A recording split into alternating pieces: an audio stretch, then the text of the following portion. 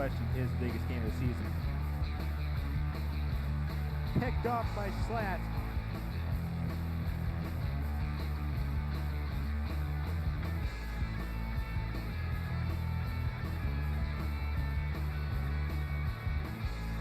Field has a lot of room to run, gets it to Sean O'Donnell in the corner of the end zone.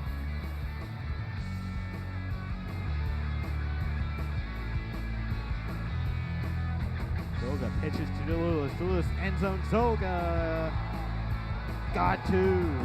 What a play. What a play. Nice trick play.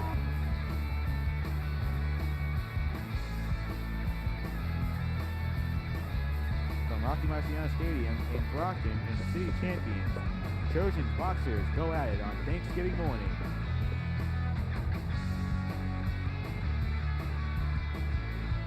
Hello and welcome to a brand new Thanksgiving Day tradition here at Armond Colombo Field at Rocky Marciano Stadium on the campus of Brockton High School in the City of Champions. My name is Peter Zimbor, joined alongside my broadcast partners Miles Jackson and John Luck. And today, the Thanksgiving Day game between the Brockton Boxers and the Bridgewater-Raynham Trojans. Today's broadcast is a joint presentation of BCA Brockton Community Access and a BTV Bridgewater Television as these two neighboring cities and towns play each other for the first of what is hopefully many Thanksgiving games. First off, Miles and John, happy Thanksgiving to both of you.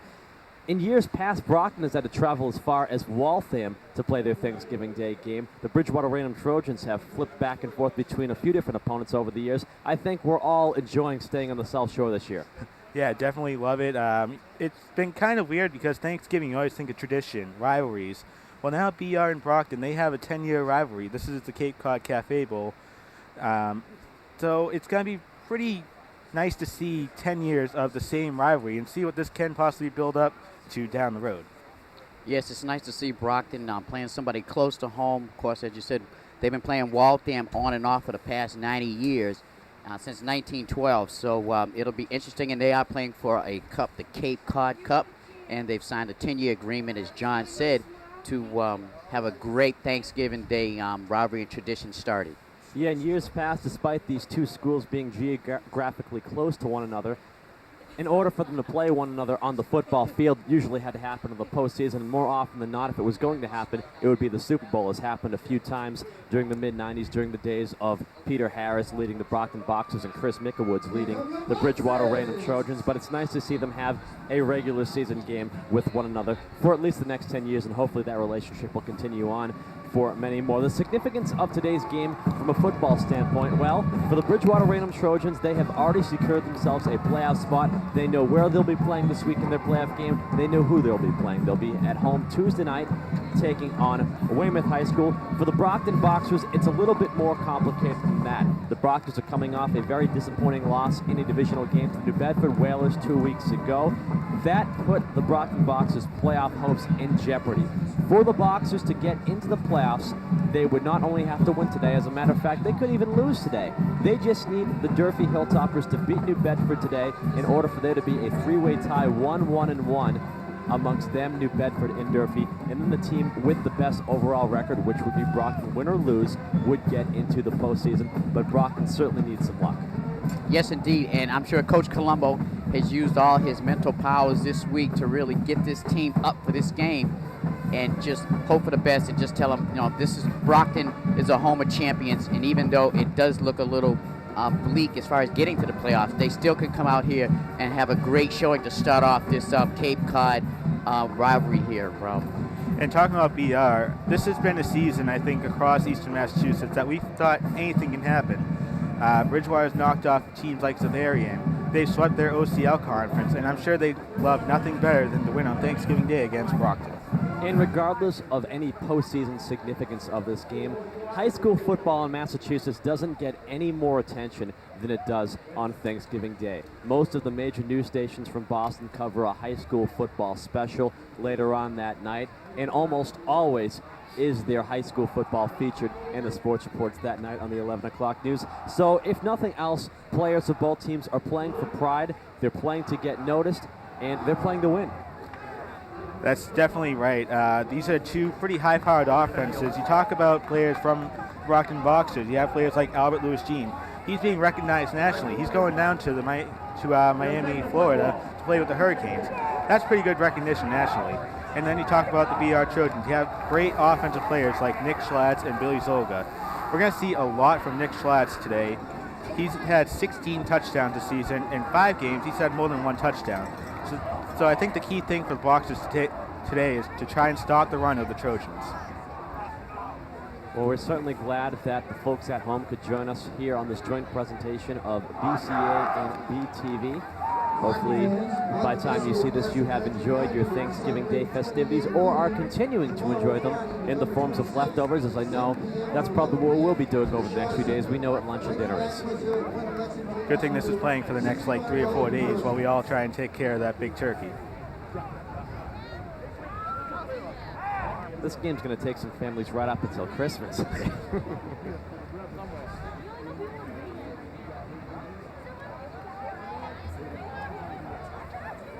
Just about set to get things started here at Armond Colombo Field at Rocky Marciano Stadium.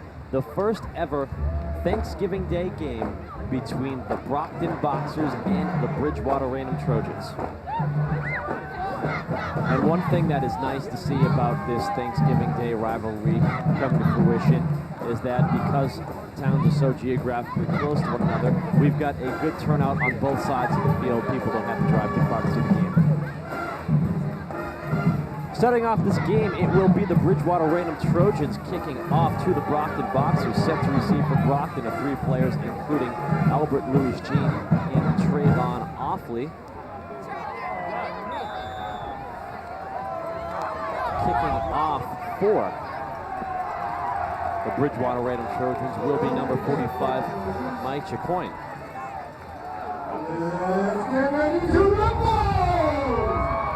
Nice kick by Chacoin, taken down the middle, or they're going to let it bounce a little bit, and it's a free ball, I believe.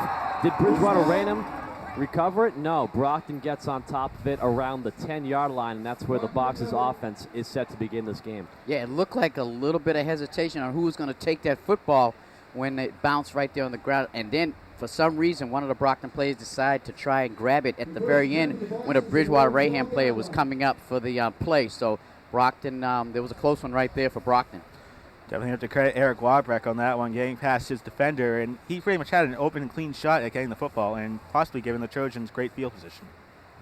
So 1st and 10 for Brockton as the ball is spotted at their own 13-yard line to begin this game. Paul Moraz, the quarterback for Brockton. They line up in the I formation with 2 wideouts split to each side of the field. Brockton has mixed an aerial and ground attack all season long. Moraz back to pass. He's going to go to the air first. Has an open receiver. It's Albert Louis-Jean complete. He'll be taken down just shy of the 20. Yeah, Brockton right away starts out with a little pass. Just feeling out Bridgewater-Raynham on that very first play to see if they can cover their receivers, because Brockton's receivers all are very fast, very elusive. And as we have a 2nd down and 3 situation arising for Brockton, John, what players on defense should we look out for Bridgewater-Raynham? We definitely have to look out for players like Mike Chacoin. You have to throw in Ryan Newton. He's come up on very key stops this season, as well as Brad DeLulis. Same formation for Brockton once again. Moraz hands it off to Offley. Offley up the middle has the first down, taken to about the 30-yard line, and Brockton moves the chains. Yeah, it looks like Bridgewater-Raynham starts out with that 4-3 defense, 4 line down linemen, 3 linebackers playing, and the running back there for Brockton made a nice job of following his hole and finding an open space there for a 10-yard gain.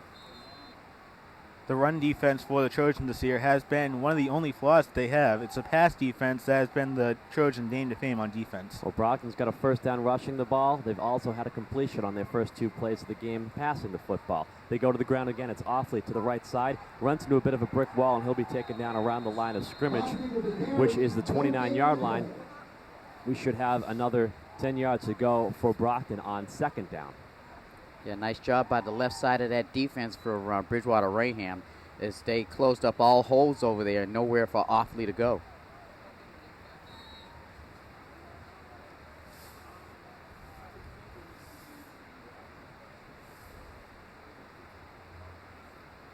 Second down to the Boxers at their own 30-yard line. 8 minutes and 15 seconds remaining in the first quarter. Brockton the I formation once again with the wideout split to each side of the field. They haven't switched that up just yet today. Miraz hands the ball off, ball carrier up the middle. I believe it is Offley again, and he is not going to get very far. That particular play, Bridgewater-Raynham's front four pushed Brockton's offensive line back a little bit, and that's why there was very little gain on that particular play. Nick Schlatt was included on that stop, and I was talking about Schlatt and his 16 touchdowns.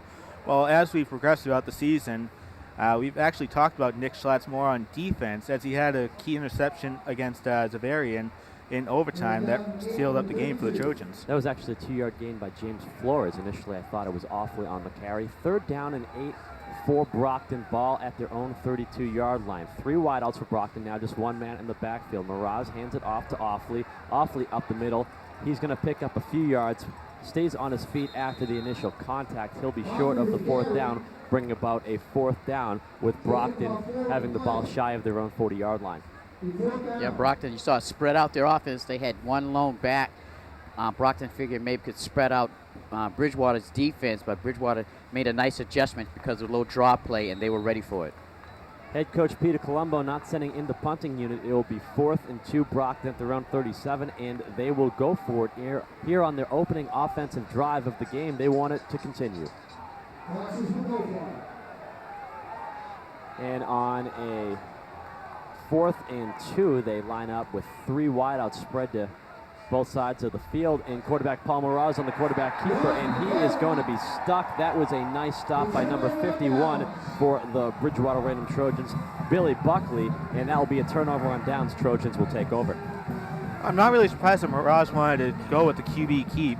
You have a 4th and 2. The run defense of the Trojans has been something that they need to work on this season. So Miraz tried his luck, and luckily for the Trojans at least, it didn't work out too great for the Boxers. Yeah, he did a nice job. Buckley did a nice job keying on the quarterback, and I think that was his man. Just watch what he does just in case it was a quarterback sneak. So it was a nice play, defensive play by the Bridgewater-Raynham team.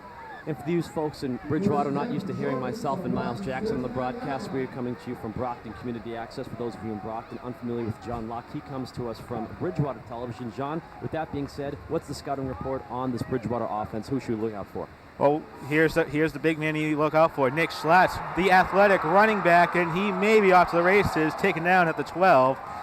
Nick Schlatt, he has the perfect balance that you need to be a running back. You need to have perfect vision to look down the pocket, and definitely look out for the offensive line. The offensive line this season for the running backs this year, they provide such big open holes for runners like Schlatt and Brandon Moore, who we'll see later on in the game. You know, you have to credit the offensive line for the big gaps that they provide. Opening offensive play of the game, quarterback Billy Zolga hands it off to Nick Schlatt. Like you said, John, almost off the races, was tripped up and taken down. Ball spotted at the 14-yard line of the Brockton Boxers. Zolga, once again, the quarterback for Bridgewater-Raynham. He's back to pass, looking for the end zone, has an open receiver. Touchdown, that is number 7, Brad DeLulis. And the Bridgewater-Raynham Trojans have striking first. They lead 6-0 with 5 minutes and 54 seconds remaining in the opening quarter. Gee, that was no excuse for him being wide open like that. When you're down there in the red zone, the offense is down in red zone, those cornerbacks or safeties should be real tight up with the receivers, and the Brockton defender was about 3 or 4 yards away from the receiver that touchdown pass. Bridgewater-Raynham going for a 2-point conversion, and they will convert. That is a conversion pass to number 31, Steve Wentworth, and just like that, 8-0 lead. Bridgewater-Raynham on top over Brockton here in the first quarter, 5 minutes and 54 seconds remaining. Bridgewater-Raynham got the ball, and they didn't take very long to warm up. No, not at all. You can see why they're 8-2. And like John said, they do have a high-powered offense. They've got a number of people they can go to, and you saw right there what they can do. So Brockton's defense is definitely going to have to wake up and realize that they're in for a serious football game with this 8-2 Bridgewater-Raynham team.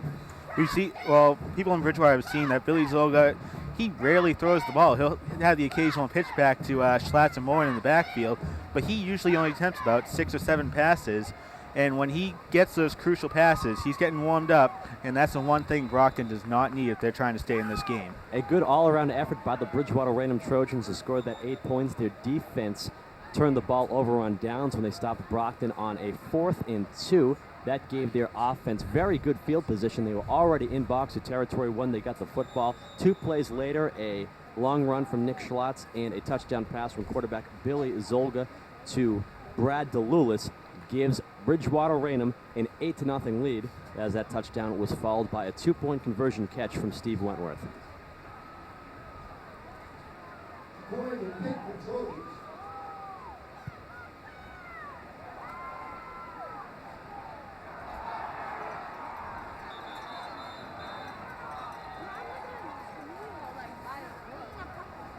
So kickoff by Bridgewater-Raynham, taken by number 23 for Brockton, Josh Brewster, as he falls down with the ball in the end zone. I believe that makes it a touchback. However, they're lining up significantly further back than the 20-yard line, and it will be a touchback as he fell with it in the end zone. Yeah, what happened there, Brewster misplayed the kickoff. He misplayed it as he looked up in the air, and he wasn't back further enough, and he just barely got back, and the ball took him into the end zone and for a touchback. So Brockton, 1st and 10 from their own 20-yard line, trying to respond back to the 8 points that Bridgewater's already put on the board. Quarterback keeper by Paul Moraz, and he'll get past the 25-yard line. That's good for about 6 or 7 yards. Quarterback keeper by Paul Moraz, a bit more successful than it was last time on 4th and 2. Yeah, right now Brockton looking a little tentative early on here. I don't know if it's, I'm sure they didn't have their turkey dinner before they got out here, but they need to wake up. So that was a 7-yard gain by Moraz on the carry. 2nd down and 3 now for the Boxers. The 2 wideouts to the near side of the field, bottom of your screen. They hand it off to Trayvon Offley. He's got the 1st down, still on his feet as he breaks 1 tackle. Good blocking by Brockton. Offley past the 50, cuts inside, back outside, taken down at the 40-yard line of the Bridgewater-Raynham Trojans. That is going to be good for a, we'll put it this way, whenever I have to do math, it's a long game. Yeah, that was a nice job of Offley tippy-toeing his way down the field for a big gain there. Followed his blockers nicely, made sure he didn't go out of bounds there, and they're in Bridgewater-Raynham territory.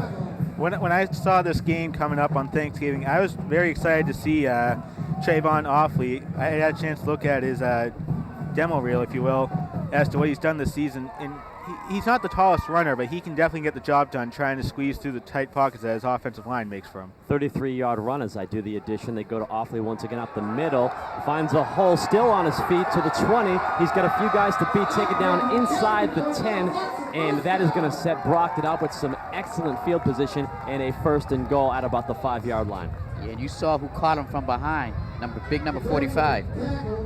Mike Jacoin, definitely a big defensive stop, especially in the secondary. The secondary for the Trojans is very good. That's why you're not seeing Mirage with the really deep passes. The secondary has definitely been a positive point for the Trojans this year on a season that they've had a lot of positive points. 68 yards rushing alone on Trayvon Offley's past 2 carries. At that pace, he is well on his way to have a 100-yard plus rushing game. 1st and 10 for the Boxers. And head coach Dan Buron for the Bridgewater-Raynham Trojans will call for a timeout. Buron may also be a recognizable name to those of you who watch Brockton Boxers basketball, as he more often than not is one of our game officials. And who is that again? Dan Buron. Yes. Also the athletic director. He does everything. He wears many hats. He does everything for BR. He's definitely a big figurehead in the school system for the Trojans. And there's really not a shocker about how long he stayed here for. I believe he's in his 17th season. He is. So that shows that the leadership of the coach really shows by the way that the team plays on the field. So 4 minutes and 18 seconds remaining in the opening quarter. Brockton trailing Bridgewater-Raynham by a score of 8-0. But Brockton is threatening. When we break from the timeout, they will have the ball at the Bridgewater-Raynham 8-yard line, 1st and goal. Once again, you're watching BCA and BTV, a joint presentation of these 2 cable networks, bringing you Thanksgiving Day football between the Brockton Boxers and the Bridgewater-Raynham Trojans in what we hope is the first of many, not only joint presentations between our two stations, but the first of many games between these two teams as well. Both teams back onto the field. The huddle has broken for each squad respectively. And Mraz on the quarterback keeper up the middle. He's probably going to get a yard or two, but good job by the defensive line of not letting him get too far. Comparatively to what we saw from Trayvon Offley earlier, he seemed to run right up the middle without too much issues whatsoever. You know, that was a key timeout, I think, for Bridgewater-Raynham, or a good timeout, because coach for Bridgewater-Raynham started Brockton's running down the field pretty good. So he just wanted to shore up his defense to make sure everybody knows what they have to do to keep this Brockton team out of the end zone. Do we see Trayvon Offley again with the run? It's been his drive so far. So that was about a 2-yard gain by Mraz. Ball at 6 now. And I believe that's Mraz again on the quarterback keeper. He dives ahead, launches himself, and he's going to get maybe to the 2-yard line. We'll see where they spot the football. You don't see a quarterback go airborne in that regard too often. That'll be a gain of 4. So 3rd and goal, Brockton at the 2-yard line.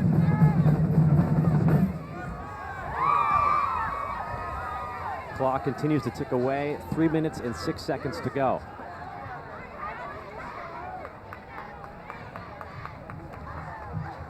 Mraz hands it off to Trayvon Offley. Stutter steps a little bit into the end zone. Touchdown, Trayvon Offley. A 2-yard touchdown run makes it a 2-point game. Brockton trails Bridgewater-Raynham by a score of 8-6. And now the question for head coach Peter Colombo will be, do you send in the kicking unit? Head kicker Lucas DePina has been money all season long with extra points. However, you're trailing by 2. Do you try to even this up at 8? It's still early in the game. I believe that you should go for the field goal. You always have a chance to try and tie it up. We still have 3/4 of football to play and 2:56 left to go in the first quarter. And it looks like that is what Brockton is going to do, is go for the PAT. So it will be Lucas DePina attempting the extra point for Brockton. Austin Roberts is the holder. Snap a little bit high. Kick is up and good. So Brockton makes it a 1-point game, 8-7. Your score. Bridgewater-Raynham on top over Brockton by 1 point with 2 minutes and 56 seconds remaining in the first quarter. An excellent job by Brockton backup quarterback and holder on the kicks. Austin Roberts, that snap was a tad high, and he did a good job of making himself upright to get the football, put it down immediately so Lucas DePina could get that kickoff. Yes, he did. Excellent job by Austin Powers, because that ball was snapped up high, and he came down with it and just made it just right for DePina. Did you just call him Austin Powers? Did I call him? I think you did. I did that last year. Austin Roberts. Austin Roberts. Great job, Austin.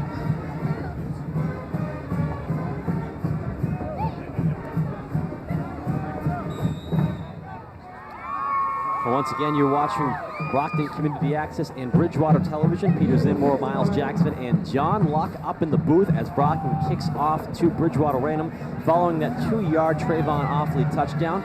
Return man for the Trojans takes it from within the 20-yard line. That was number 7, Brad DeLulis, on the return, and the Bridgewater-Raynham offense is set to take the field once again. Well, Brockton's defense, most of them have had a rest. I'm sure they had a good talk on the sidelines by their coach. So I'm sure they've made some adjustments on that defense to keep this hopefully keep this Bridgewater-Raynham offense in check. So 1st and 10. And nice stick by Brockton. That is big number 77 for the Boxers, letting his presence be known on defense. Jax Janvier, as he stops the ball carrier slightly behind the line of scrimmage, or just at the line of scrimmage. It will be 2nd and 10 now for Bridgewater-Raynham from their own 28-yard line, as they get nowhere, maybe, just maybe, a slight loss. Yeah, nice to see some energy out of that defensive line there by Janvier to come up big and show some enthusiasm.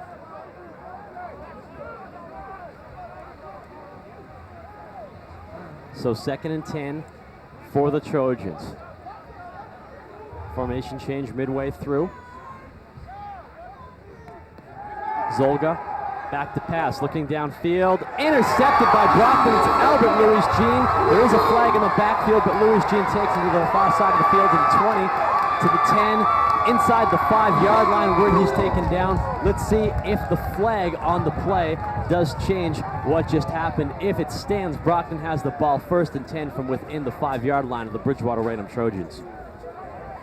Yeah, great job by the defense by Albert Louis Jean. Stepped right in front of the receiver. Let's see what the officials have to say. Holding.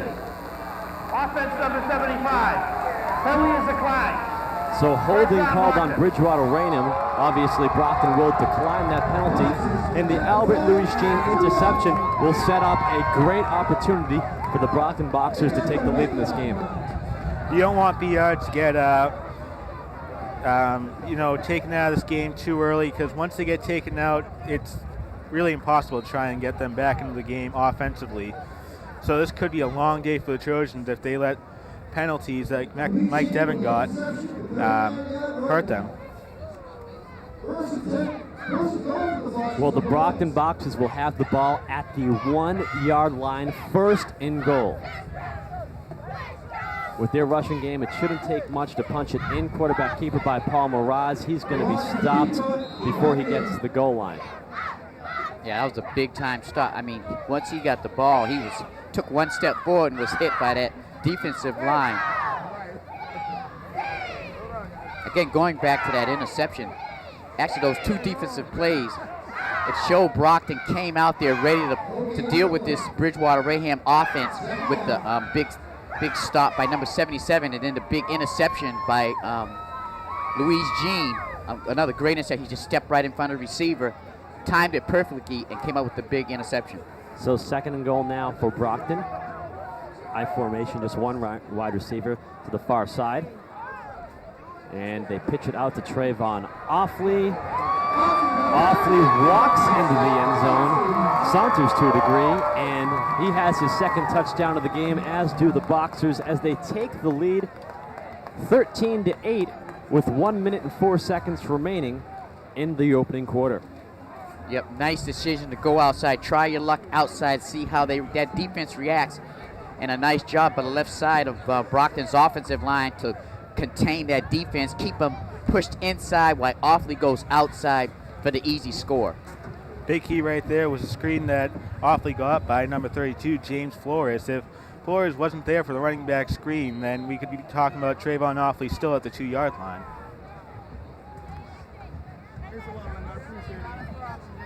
So Brockton this time around opts to try for a 2-point conversion instead of going for the extra point as they did last time. I formation, 2 wideouts to the far side of the field. And flags fly before the play can get off.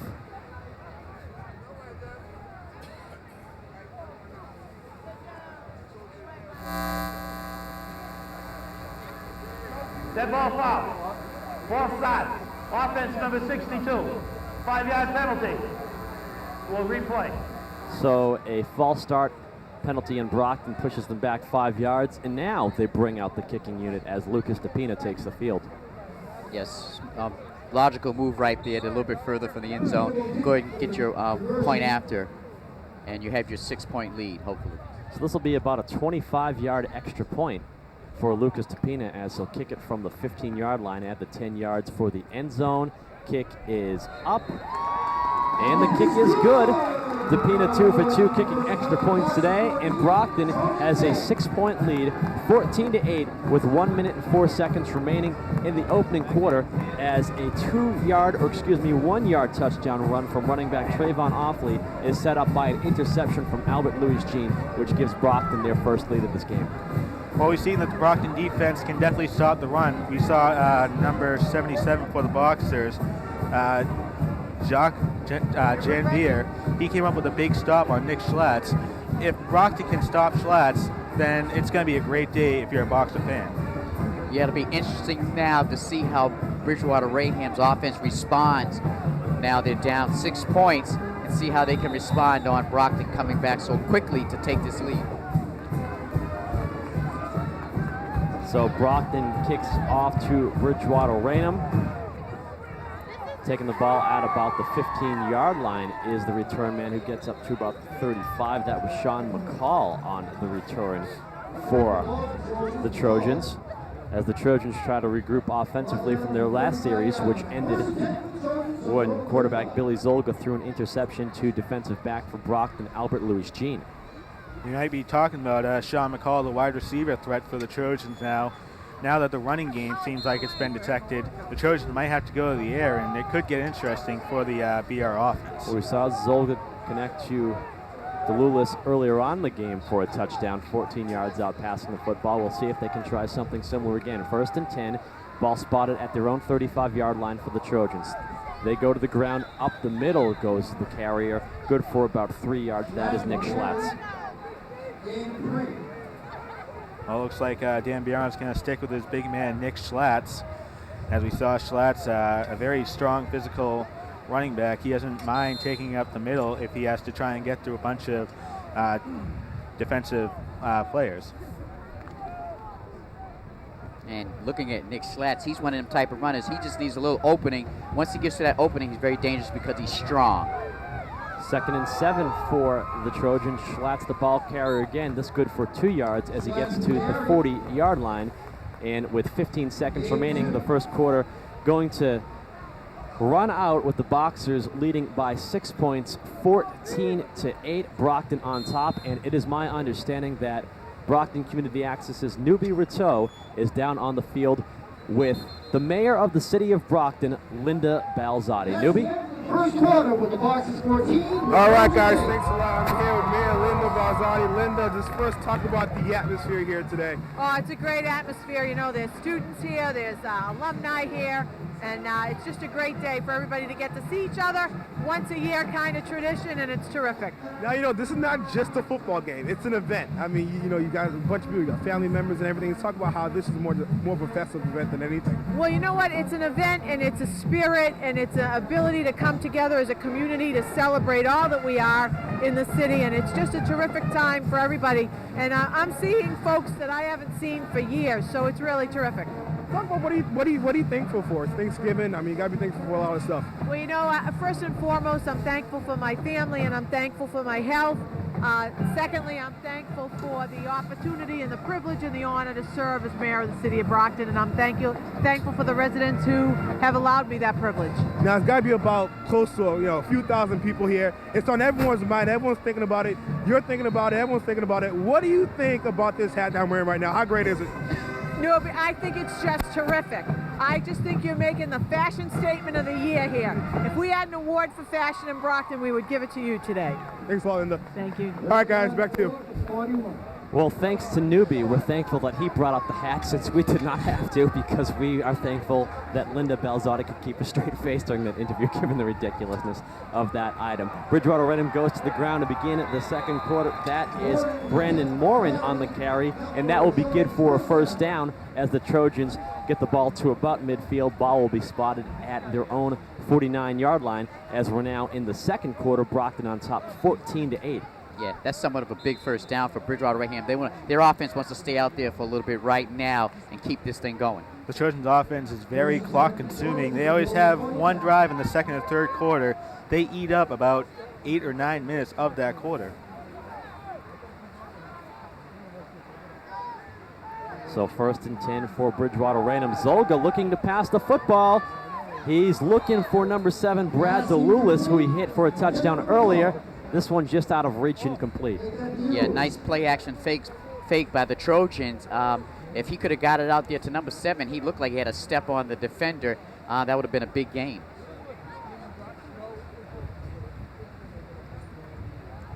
Billy Zolga has definitely improved as a quarterback since the first game that the Trojans played this season. The offensive line was starting to look like the offensive line of the Green Bay Packers from last year. They just could not protect the quarterback. But now we're seeing Zolga sort of coming out of the pocket looking for a defender. And that's very crucial if you're going to be a pretty good quarterback down the road. So 2nd and 10 for the Trojans. Ball still at their own 49-yard line. I formation, wide out split to each side of the field for Bridgewater. They hand the ball off to Schlatt. He gets past midfield, taken down around the 46-yard line of Brockton. So Bridgewater-Raynham in Boxer territory for the first time of this series. Yeah, nice trip up by the defensive line there, I believe number 75, to stop the running back, because he had a nice hole there, and if he could have stayed on his feet, he possibly could have got a first down. Kind of surprised that we haven't seen Mike Chacon in the offensive setup yet. He's usually in the power I formation. He's the one that provides the big hole openings for Nick Schlatt to get through and get downfield. So 3rd and 6 for Bridgewater-Raynham. Ball in between the 46 and 47-yard line. Man in motion, I formation again, into the far side. That's the strong side. Flag on the far side of the field. Zolga tries to pass the football. Looked for big number 83, the tight end Sean O'Donnell, but incomplete. Let's see what that flag is all about.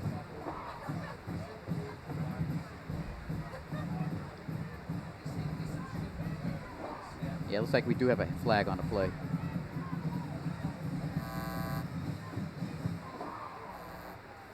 Two penalties on the play. We have an illegal tip on the offense. We have defense in the zone. Penalties offset. Replay the down. Offsetting penalties, as there was an illegal shift with the man in motion for Bridgewater-Raynham. Infraction on the defensive side of the football as well. Offsetting penalties, really no change. It'll be 3rd down and 6 once again. I'm sure Bridgewater is very thankful on Thanksgiving that the penalty didn't set them back, because now you set the option now. Do you send Schlatt more in downfield, or do you try and open it up and send Sean O'Donnell, the tight end, downfield?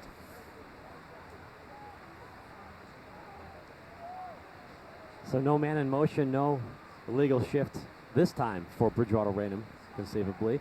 Same formation, however. Zolga back to pass. He rolls to the far side. He might have to run the football on his own. He's going to do that. He's going to get short of the first down as he's taken down shy of the 40-yard line. Good job by Billy Zolga of realizing coverage downfield was just a bit too much and making the most out of that play by rushing himself. That goes back to the point I was making about Zolga and the offensive line.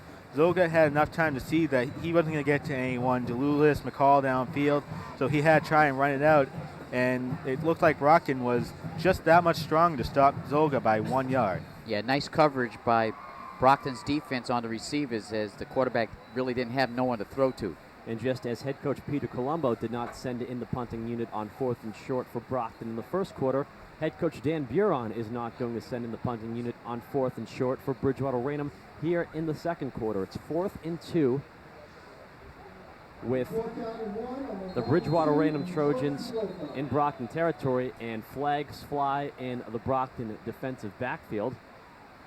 Might be a false start on the Boxers. And delay of game call on the Bridgewater-Raynham Trojans, and we'll see if that changes the decision-making of Dan Buron on whether to go for it or not on what will be 4th and 6 now, but doesn't seem like there's any indication he'll be sending in the punting unit, or now there is, as it appears that there are mass substitutions, and Bridgewater-Raynham conceivably will punt the football away. Yeah, that's a big miscommunication mistake there by the offense quarterback, not knowing exactly how much time he left on the clock. Well, we've got a timeout. Newbie Rateau is standing by with former Brockton High School football standout Jason Vega. Newbie, take it away.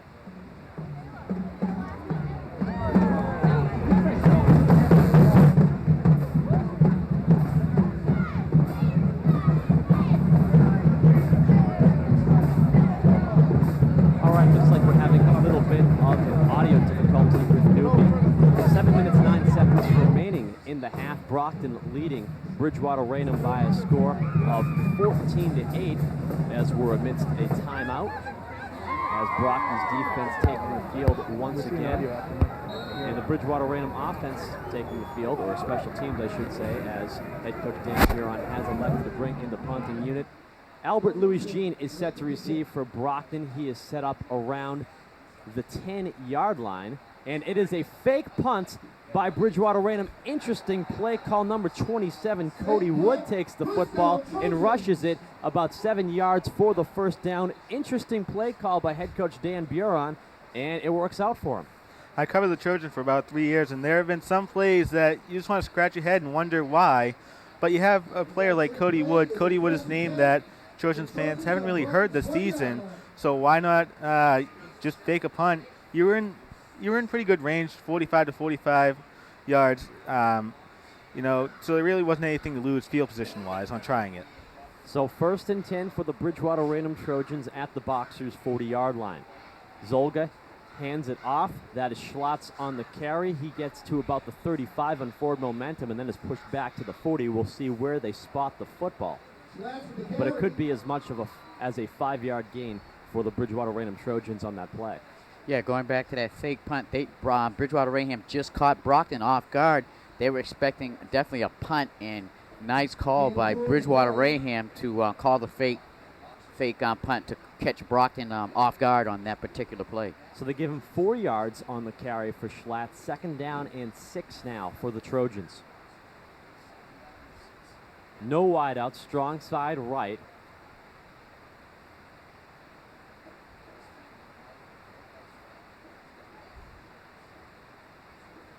And they go to the ground once again. 1st down for Bridgewater-Raynham. That is Brandon Morin on the carry, as they had 3 backs to potentially rush the football for the Trojans, and Morin accepts the carry for the 1st down. Yeah, nice big hole opened up by that offensive line on the right side for Bridgewater-Raynham.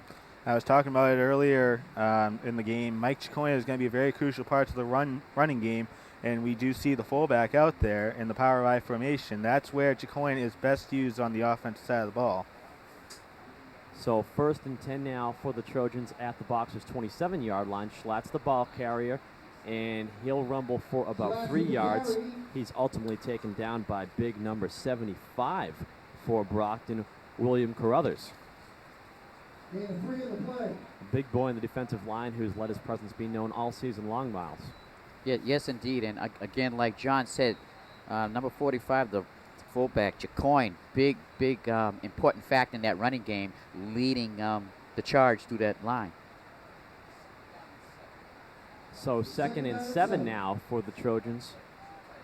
They give it to Schlotz again, and he should have the 1st down as he gets past the 15-yard line.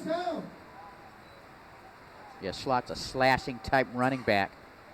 Once he gets that little opening, he slips right through there for another 1st down. Yeah, big offensive series for Bridgewater-Raynham as they're now entering or inside the Brockton Boxers red zone. Ball at the 16-yard line. Trojans trail by 6. They don't want to give Brockton the ball back without putting some points on the board first and potentially taking the lead again. Schlatt's the ball carrier to the right side, and he taken down by Zach Apotheker after a gain of a few yards. Yep, nice job over there by that left side of that defense as the defensive backs came right up, cornerback and safety came right up and made the hit. This offensive line looks like it's going to be no match for the Trojans, or Boxers' defensive line looks like it's going to be no match for Bridgewater's offensive line. Brockton has the size that they need to be a great defense, and Bridgewater's offensive line is good size, but they're not big enough to hold off Brockton's defensive line. So 2nd and 7, ball at the 13-yard line. And they go to the ground once again. That was Morin. Morin with the carry.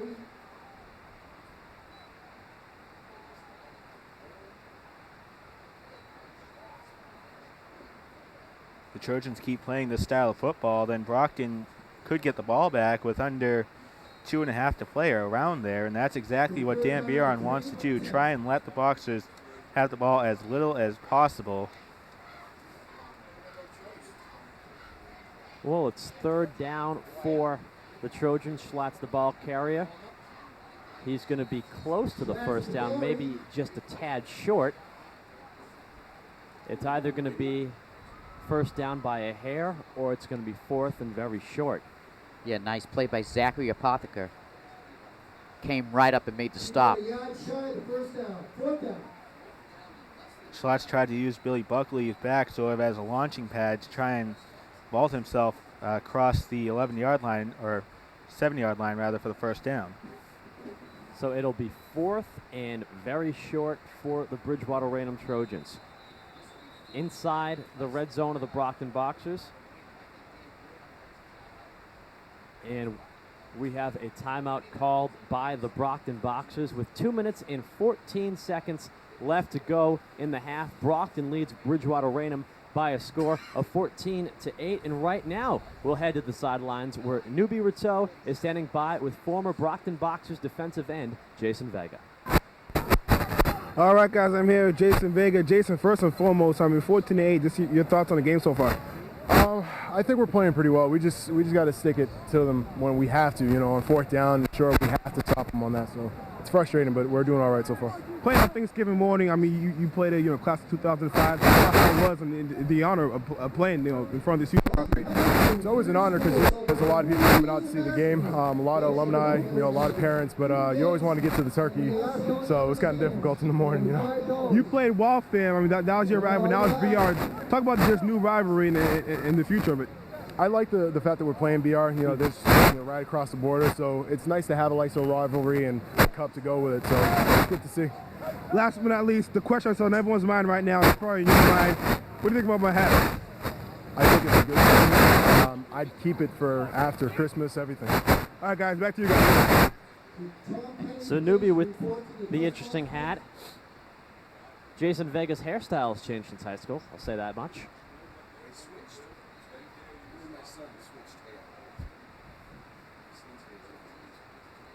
And Arthur Diaz Sr., who is up here in the booth, mentions that fellow class of 05 football player Artie Diaz, his son, who had short hair at the time, now has long hair. Jason Vega, who had long hair, now has short hair. A little bit of a switcheroo. 4th and short for Bridgewater-Raynham inside the 10-yard line of the Brockton Boxers. They go to the ground. That's Morin. He'll have the first down as he dives for it, and that will bring up 1st and goal with just over 2 minutes to go. And Bridgewater-Raynham having the ball inside the 5-yard line or directly at the 5-yard line. Brandon Morin has definitely been the secondary running back. Of course, Nick Schlatz is the big name running star for the Trojans, but you always have to have plan A and B, and right there was definitely Brandon Morin. When you have 4th and 2, 4th and 1, or short situations, another person to look out for is Mike Jacoin, the fullback. He'll take it in or take out the middle to try and get the extra 2 yards for the first down.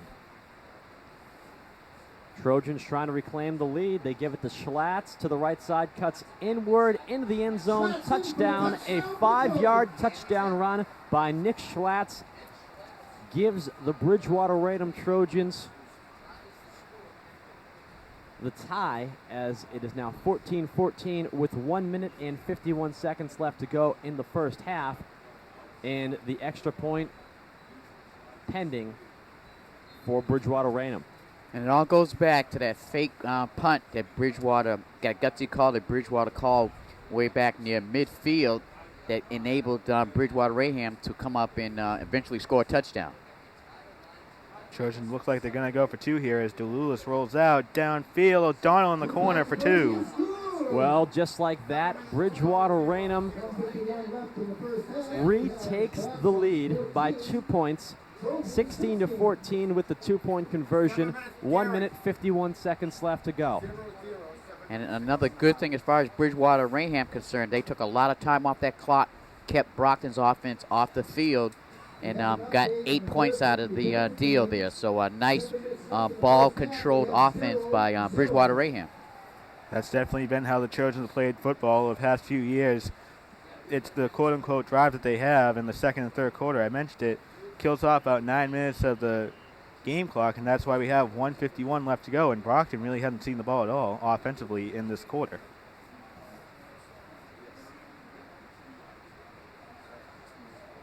So it'll be very interesting to see how Coach Colombo responds with this 1 minute, 51 seconds left in this half, and you know he's going to try to get down to the field and put some points on the board.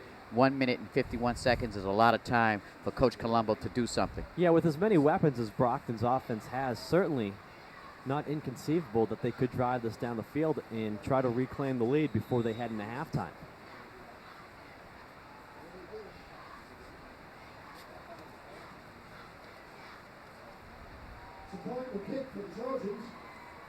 Albert Louis Jean, Josh Brewster, and Trayvon Offley set to receive for Brockton. This kick will go to the right side of the field. A little bit short. Austin Roberts is actually going to take the ball. He's going to hand the ball off to one of the returnmen. He'll be taken down at about the 20-yard line, which is where Brockton's offense will take over with 1:44 left to go here in the first half.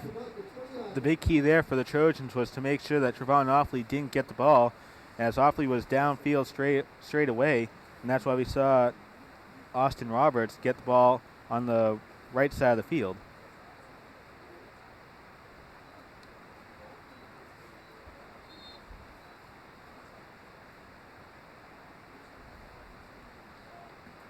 So ball spotted technically at Brockton zone 21.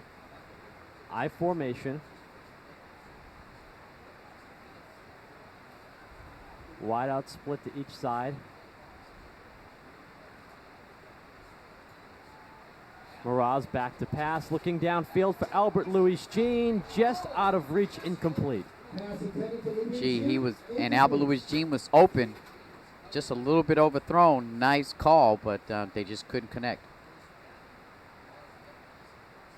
With 2 minutes or under 2 minutes left, I'm not shocked that we're seeing Mraz go in the air. He's had such a great season passing wise, and he has such a good delivery too. He takes a 2 or 3 step drop back, and he really doesn't think about where the throw is going. He knows what he's aiming for even before the ball snapped. So that's why he has such a good shot downfield to Albert Louis Jean. So 2nd and 10 for Brockton. Ball still at their own 21.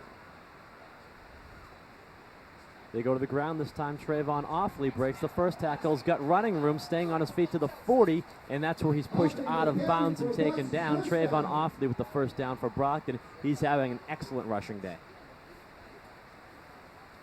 Yeah, great job to go outside over there on that left side of that offensive line, and a big gainer for Offley. Offley's got to be close to 100 yards rushing already if he's not.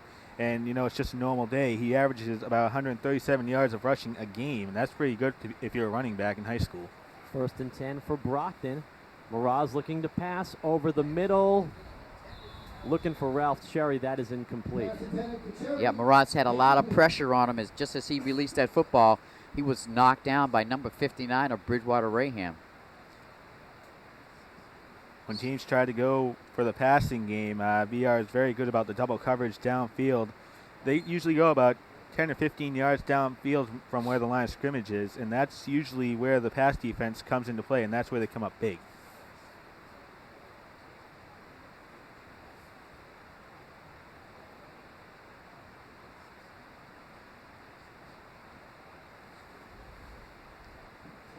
So 2nd and 10 for Brockton. Ball spotted at their own 42-yard line for the second play consecutively. Mraz back to pass, runs into a little bit of trouble, avoids a defender looking downfield for Albert Louis Jean. Complete inside the 20-yard line. That was a great adjustment by Albert Louis Jean to come back for the football. He had his man beat big time. The ball was a little underthrown, came back, went up high with the defender on him, and concentrated to hold on to that football and come down with it. A 50-yard completion from Paul Mraz to Albert Louis Jean gets Brockton both the first down and gets them inside the red zone. Brockton will be at the 18-yard line of the Bridgewater-Raynham Trojans, threatening to score with less than a minute to go in the first half as they trail by 2. Brockton not taking much time in the huddle. Mraz hands it off to Trevon Offley to the right side, breaks one tackler, still on his feet. That tackler gets up and takes him down, however, and he'll be taken down for a loss. Nice regroup by that Bridgewater-Raynham defense to contain Offley there. And very intelligently, a timeout is taken by Brockton, stopping the clock at 36 seconds. Brockton will take a timeout. That's a 6-yard loss for the Boxers. 2nd down and 16 now. Now, that was a big 6-yard loss because in case Brockton cannot put it in the end zone, they want to be close as they can in order for DePina to come in and kick a field goal. The only positive thing about that, DePina can't kick long field goals. So as long as he has the blocking up front and the snap is nice and tight to the holder, So what would the safe zone be for DePina? Because right now you have the ball at the 24-yard line. Is that going to be a safe distance for Lucas DePina to try and get the ball through the uprights? I'd say at least another between 5 and 6, 7 yards. Keep in mind he does have the wind at his back as well, if that's what this comes down to. 2nd down and 16 for Brockton. I formation, 2 wide out, split to each side of the field. Paul Moraz drops back to pass, looks for Albert Louis Jean. Pass a little bit low, incomplete. Yeah, that was just a bad pass. Moraz had time in the pocket, no pressure. Nice blocking by his offensive line. He just couldn't get it to his receiver. That takes 4 seconds off the clock. 32 seconds remain, and Brockton will have 3rd and long.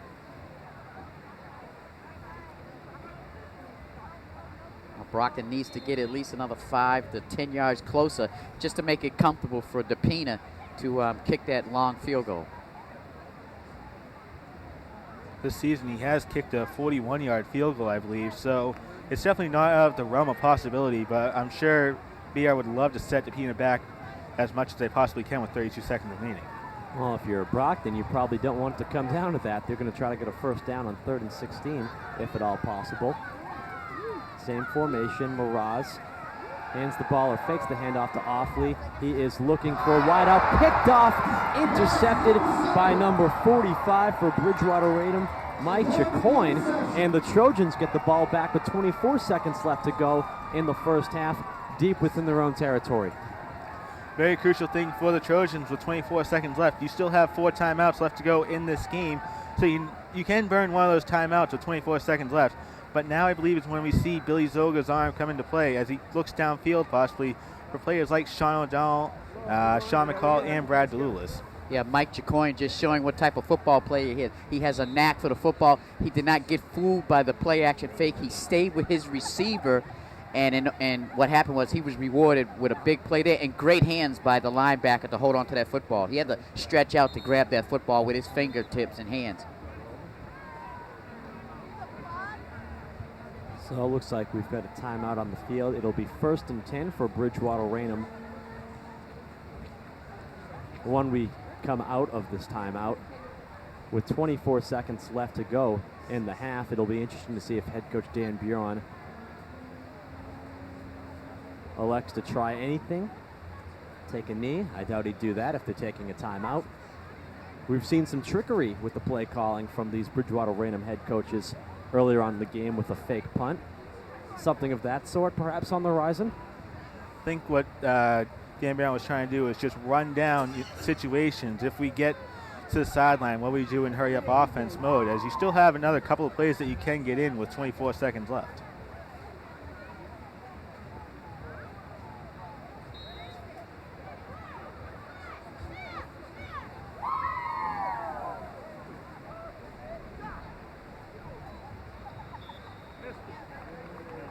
Well, you know what? Maybe I wasn't so off with taking the knee option.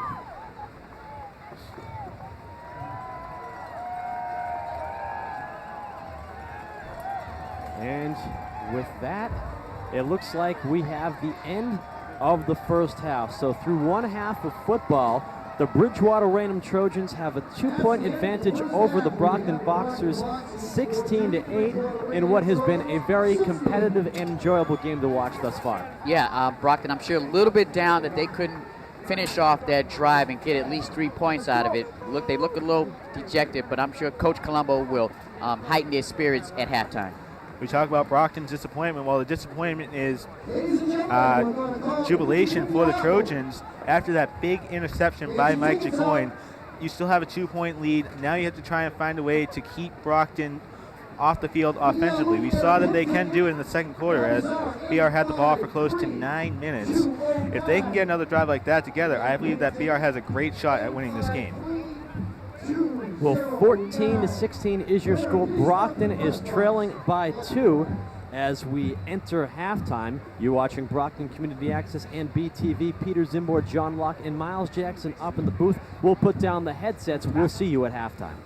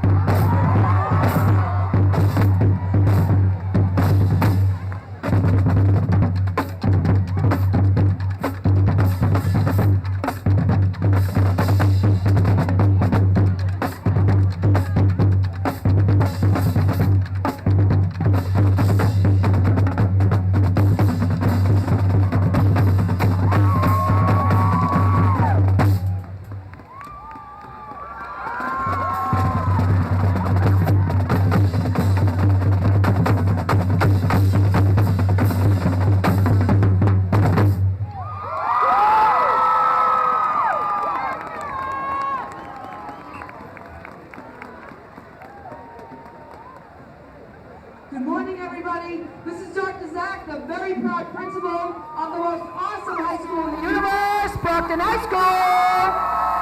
And I'd like to wish a happy Thanksgiving to all our Brockton Boxer family and our new friends at Bridgewater-Raynham. Welcome, everybody.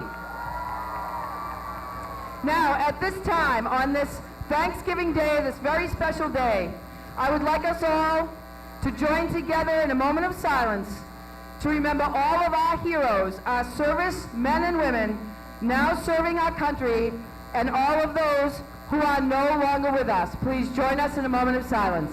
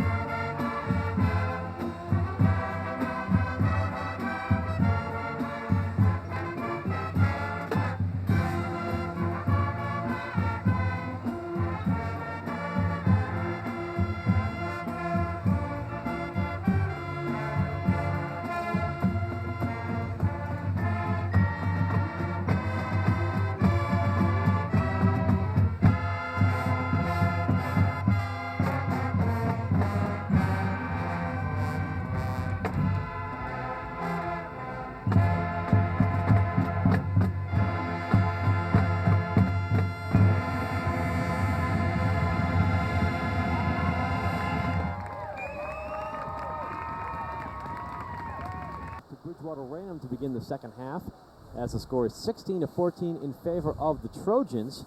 And DePenis' kick to the right side stays in bounds off of number 3, Sean McCall, who will end up being the official return man for Bridgewater-Raynham on that kickoff. And he steps out of bounds. Yeah, Brian, we've seen DePina all year kickoffs, and usually they're deep into 5-yard territory, but they've been kind of short this afternoon, or this morning, excuse me.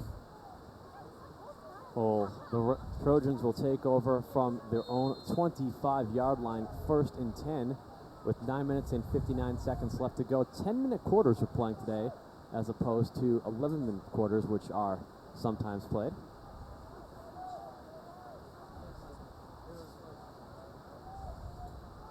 Zolga hands it off to Schlatt up the middle. Might have got a yard or two on forward momentum before he was pushed back. Schlatt with the carry. Gain of 2. I think one of the keys in this second half, as far as Brockton's defense go, they really have to shore up that trench area with the defensive linemen trying to need to take control over that Bridgewater-Raynham offensive line. They've been doing a pretty good job opening up some holes for their running attack. So they'll give him 2 yards on the carry. 2nd down and 8 now for Bridgewater-Raynham. 2 wide out to the near side of the field. I formation. Zolga pitches it out. That is Schlatt, and he'll be taken down at about the 30-yard line. Good for a gain of 2. It's going to be the game plan for the Trojans here in the second half. Let's see how many times Schlatt takes out the middle or how many times Zolga pitches back to Nick Schlatt, as that's going to be plan B for the Billy Zolga-Nick Schlatt connection. Instead of sending the running back straight up the gut, let's see how many times Nick uses the left and right side of the field. So 3rd and 5 now for the Trojans. Ball spotted at the 31-yard line of Bridgewater-Raynham. They had a lot of time off the clock moving the football down the field in the second quarter. We'll see if they can do the same here in the second half.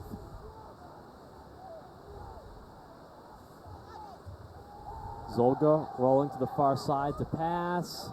Looking deflected by a Brockton defensive back and ultimately caught by Brandon Morin, and that will be good for a first down. I think that was Giovanni Hippolyte with the rushing in on Zolga, and Zolga had really rushed that pass, and it was just a bunch of right place, right time moments there. As Brandon Morin, I don't think if he did that 100 times, I don't think Brandon Morin would catch it more than about 10. Yeah, the Brockton defender just got his hands on the football, but it was just enough to keep the momentum of the football going into the Bridgewater-Raynham's receiver's hand.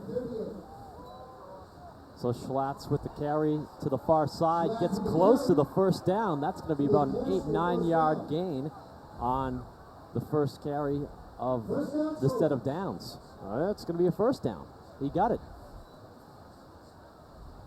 Yeah, nice run by Schlatt's. He just pushed his way through for a first down with his power and just got over the first down marker.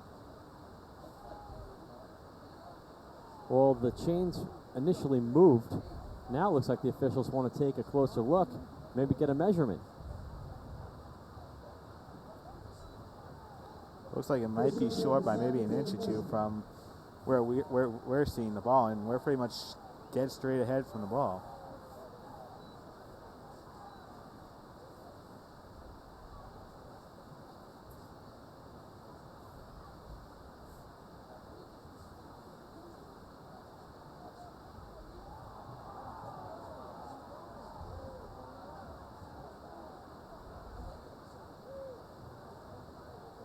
It's going to be inches short.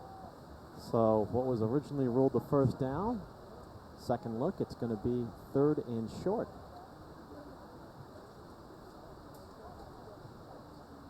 Look for a possible handoff to Mike Chacoin.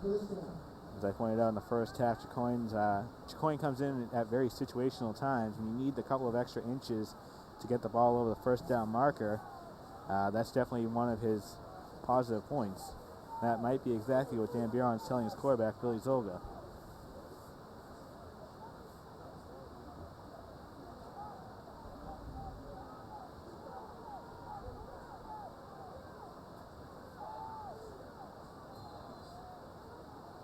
Well, it'll be second down and short, not third, excuse me. Full house in the backfield, 3 running backs. No wideouts. And Zolga back to pass, looking down the field, got an open man, out of reach, incomplete. He was looking for Sean O'Donnell. That could have been a major turning point for the Trojans. O'Donnell with a defender on the left and right side of him. Split defenders. That allowed O'Donnell enough open space to try and run around, try and get the extra couple of inches to get to the ball. But Zolga overthrew it by that much. Yeah, nice job on the play action fake. Just froze Brockton's defensive backs just a split second enough in order for that receiver to get behind the defensive back. And if that was a little bit tighter, it would have been a score.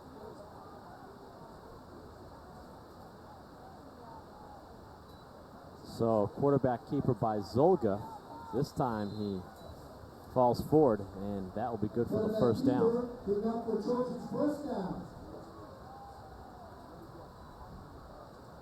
BR has already taken about 2 minutes off the clock because we have 7:37 left to go, and they're only at midfield. So this could be that drive that I was talking about that BR always has in the second and third quarter. Try and get a touchdown and try and leave as little time on the clock as possible in the third quarter. That's going to be very crucial as you can try and take Brockton out of the game on this drive.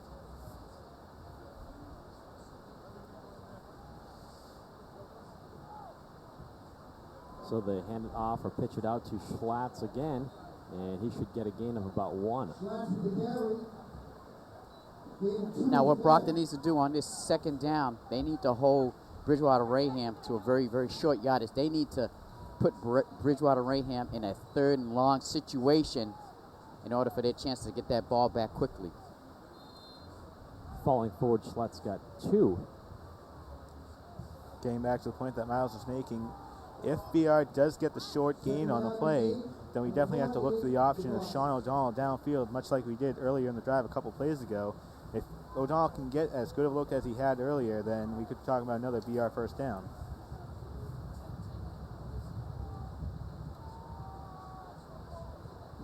And that's Schlatt's on the carry again, right up the middle. Eventually taken down by William Carruthers. So it'll be 3rd down and 4. 4-yard gain on that carry. Clock continues to tick away, and I think, John, you were right in regards to Bridgewater-Raynham with these long drives eating away at the clock. That's definitely been the name to fame over the past couple of years. BR always has that third quarter that seems to be a turning point for them. While BR fans have saw it in games against the Variant and, of course, against Barnstable, the game that BR clinched their OCL championship in. So don't be surprised if possibly after we come out of this timeout that we see more of a spread offense coming out on this 3rd down play. Maybe you show O'Donnell, McCall, your 2 big receivers that come up for you. Maybe look for a pass downfield. So Bridgewater-Raynham calls the timeout with 5 minutes and 46 seconds remaining in the 3rd quarter. They still lead over Brockton by a score of 16-14. Once again, you're watching BCA and BTV in the City of Champions, Brockton, Massachusetts, and Bridgewater, respectively. Peter Zimborg, John Luck, and Miles Jackson. Coming to you from Armond Colombo Field at Rocky Marciano Stadium for the first ever Thanksgiving Day matchup between the Brockton Boxers and the Bridgewater-Raynham Trojans. Great to see these two South Shore teams finally facing one another in the regular season. Great to see it happen on a day as special as Thanksgiving, and we're proud to bring you this joint broadcast between BCA and BTV. We're very thankful for this, guys, aren't we? I'm very thankful for this. Getting back to what you're talking about BR and Brockton, we talked about how this game is normally seen in the Super Bowl. Well, this day feels like a Super Bowl with these 2 big powerhouses in the top 15 in Eastern Massachusetts. Well, 3rd and 4 for Bridgewater-Raynham. They give it to Morin. Up the middle, he's got the first down. A flag did fly as he broke through the line. It will be a first down, but what that usually indicates is a holding call, and that's what it will be. Yeah, big break for Brockton right there. Holding against Bridgewater-Raynham. There's somebody on the line held for Bridgewater-Raynham.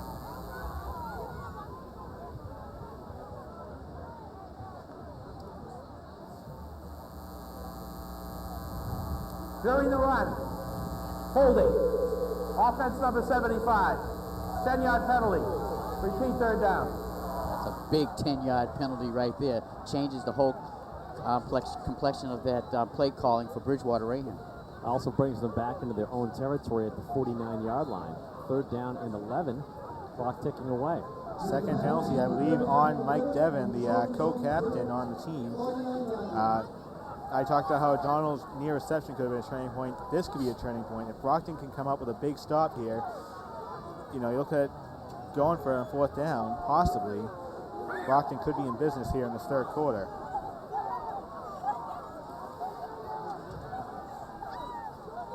Zolga dropping back to pass. Sent to Chacoin, caught, and close to the first down, just may have it. Yeah, great call to roll out, play action, roll out to the left over there and find a receiver downfield for the big first down. Anthony Gallo came up big on the offensive line for the Trojans, came in with a big block on one of the defensive linemen from the Boxers. That allowed Zolga enough time to look downfield, see that Chacoin had enough open space to get to the ball. Yeah, you're right, John. They needed to give the quarterback enough time to find somebody open downfield, and with that big block, as you said, gave him just enough time to find someone downfield there on the left-hand side. Well, 1st and 10 now for Bridgewater-Raynham at Brockton's 39-yard line. Wide out split to each side of the field, I formation for the Trojans.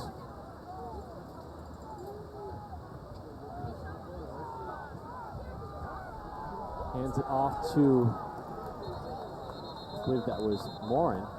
Short gain, but flags fly as soon as he receives the handoff.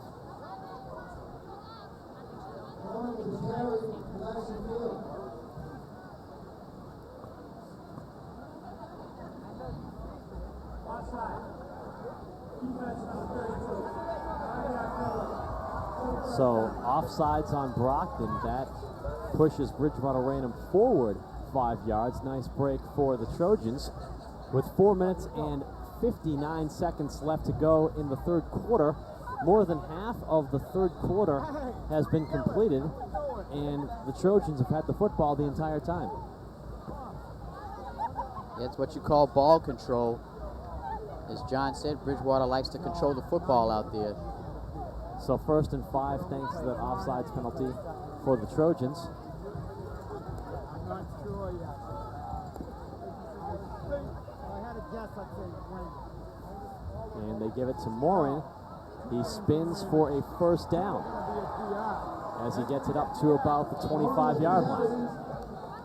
And talked at the top of the half how we were playing 10-minute quarters today as opposed to 11-minute quarters. When you look at the way that Bridgewater-Raynham has controlled the clock in this football game, particularly here in the second half, I think that plays to their benefit, John. Oh, definitely, because now you take away 4 extra minutes of the game away from Brockton possibly, and depending on how close this score is, right now it's 16-14, those 4 minutes that got taken away at the start, that could be very crucial for the Boxers. That, you know, you take every minute as if it's the biggest minute of the game, and with BR holding the ball so far for 5:36 in this third quarter, it could be very crucial down the stretch to how Brockton plays the hurry-up offense possibly in the fourth quarter. Well, it's 1st and 10 for Bridgewater-Raynham at the Boxers' 25-yard line. 4 minutes and 24 seconds left to go in the third period. Trojans lead Brockton 16-14, looking to extend upon that lead here on this offensive drive, and it's been very efficient thus far. They go to the ground, and the ball carrier taken down, or stopped almost immediately by the Brockton Boxers defensive line. That was Mike Jacoin on the carry. Yeah, Jacoin was bottled up right at the line of scrimmage and pushed back. That particular play, Brockton's defensive line there controlled the Trojans' offensive line, and it paid off for Brockton. Well, Boxers' defensive players came in on a full blitz, and that really had to hurry up Zoga as to what to do, and that's why you're looking now at a 2nd and 12. Let's pay attention to the receiver on the near side, Brad DeLewis, as he could come into play on this play. They go to Morin, pitch the ball out, gets perhaps 2 or 3 yards on that carry to the far side of the field, as we have 3 minutes and 25 seconds in the clock ticking away left here in the third quarter. I haven't seen clock control this good since the New York Giants in the second half of the Super Bowl against the Buffalo Bills in, what was that, 1991? Yeah, this is something Brockton isn't used to. The other team really doing a great job controlling the football.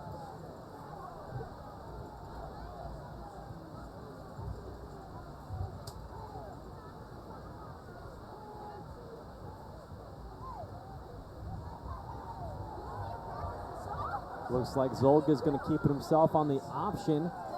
Gets inside the 15-yard line, and that'll move the chains for a first down. Tyler Martin provided the big-time block back at the 20-yard line, looked like. That allowed Zoga to cut to the near side, and he had enough open room to get to the first down.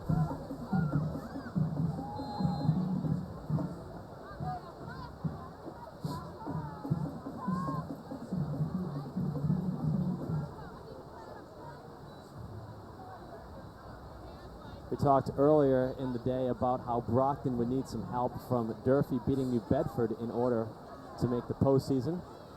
By the time this airs, you'll know the result, but in real time, 7-7 at the half, Durfee and New Bedford are tied up as flags fly before that offensive play can develop for Bridgewater-Raynham. Dead ball. False start on the offense. 5-yard penalty. Still first down. So false start on Bridgewater-Raynham will push them back 5 yards. They'll have the ball still inside the 20-yard line of Brockton at the 17. But we thought it was unlikely for Durfee to defeat New Bedford today, allowing Brockton to move into the postseason. But things are competitive thus far in that Big 3 divisional matchup, Miles. Yes, it's nice to see Durfee is at least being competitive and keeping the score close. All tied up at 7 at the half. High formation, 2 wideouts at the far side of the field for Bridgewater-Raynham. Zolga with the ball, pitches it out to Morin. Morin in some trouble. He'll be taking down a slew of Brockton defenders for a loss. In on the tackle was number 20, Albert Louis Sheen for Brockton, and number 32, Anthony Gallo. Yeah, nice pursuit over there on the right side of that defense to keep that pitch out contained for no gain.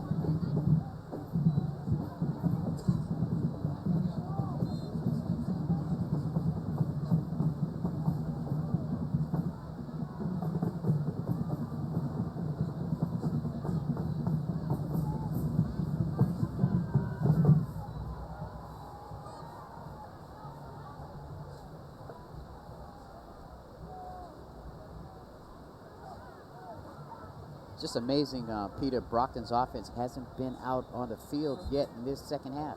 Yeah, at this rate, they might not be on the field here in the third quarter. 1 minute, 50 seconds left to go in the third quarter. Timeout called by the Bridgewater-Raynham Trojans. They have a second down and 18 with the ball at the Boxers' 20-yard line. And Bridgewater-Raynham still on top by a score of 16-14 here at Armond Colombo Field at Rocky Marciano Stadium on this first ever Thanksgiving Day matchup between the Brockton Boxers and the Bridgewater-Raynham Trojans. Not really sure if the people at home could see it, but Dan Buron was staring at the clock trying to time it out as to how long was left. Almost like what you see in an NFL game when you're trying to ice the kicker. The referee was right next to Dan Buron, so he knew exactly when to call a timeout, as referee let him know when there was around 5 or 10 seconds left to go in the proverbial play clock that the referees have. Head coach Dan Buron certainly knows what he's doing. Brockton offense been off the field for quite some time. Quarterback Paul Moraz jogging up and down the sidelines trying to stay warm with his hands in his pockets. Could this be a blessing in disguise for Brockton, as the offense is ready to go, raring to go, almost like a caged animal? So maybe when they come out on offense, it'll be all systems go. So that could work to Brockton's advantage, not being on the field really in this third quarter. Definitely, what would give Brockton a huge momentum would be for Brockton to hold Bridgewater-Raynham from at least a touchdown. If they can hold Bridgewater-Raynham from a touchdown, it'd be a big victory for Brockton's defense because they've been out there quite a long time.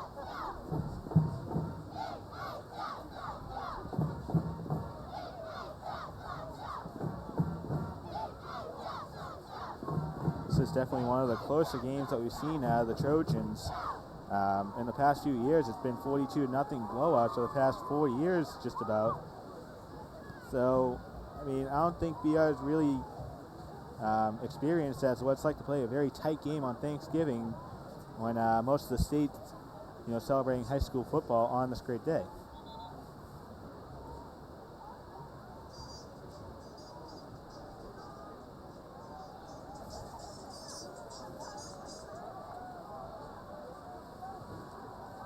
Talk about also how BR is not experienced playing close games on Thanksgiving. Their average margin of victory is around 16 points a game, so there's been a lot of blowouts. They just steamrolled over their conference opponents, 55-14, 35-0.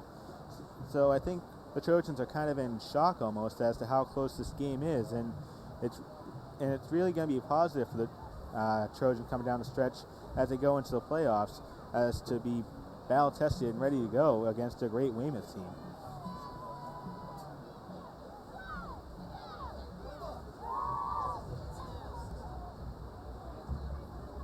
Well, definitely being the Trojans' advantage, playing a close game going into the playoffs and playing, I'm sure, a quality team in the playoffs, and this will help them as far as playing in a close game.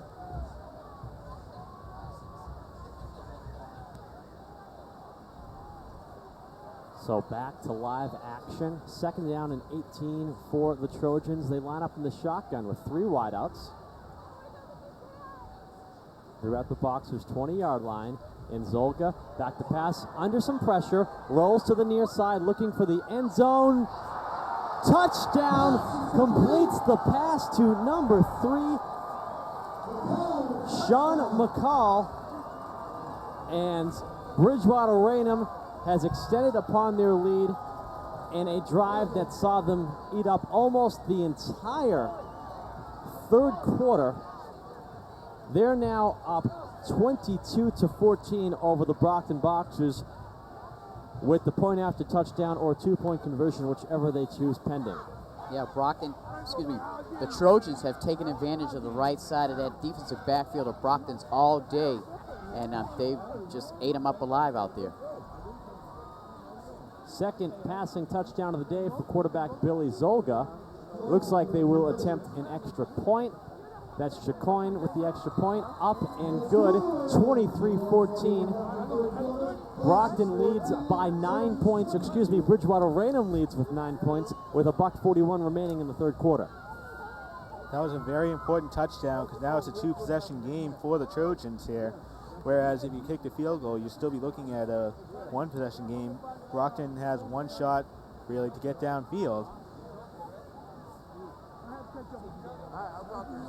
Yeah, so Brockton has to come back now, score a quick touchdown, but the key is not so much Brockton's getting a quick score, but if they can get a score, Brockton's defense has to step up and get Bridgewater a 3-and-out, or at best, maybe allow one first down, and then get them to punt the football. They cannot let Bridgewater-Raynham do what they've been doing most of today, is basically eating up the clock with that grind-out type offense.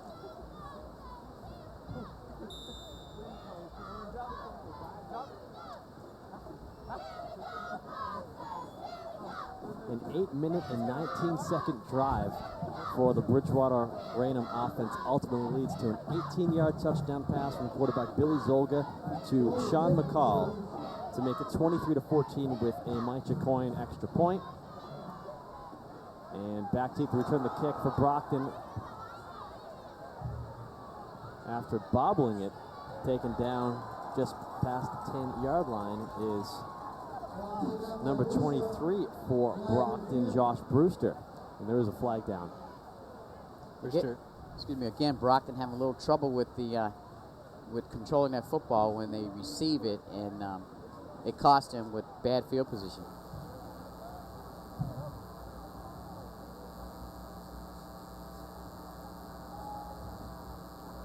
Personal foul, late hit, kicking team number 12, 15-yard penalty, first down. Good break for Brockton there. Penalty on Eric Wabrecht. Brewster was coming up a little bit gingerly on that left ankle, so you have to wonder exactly what was going on in the skirmish over there on the 10-yard line.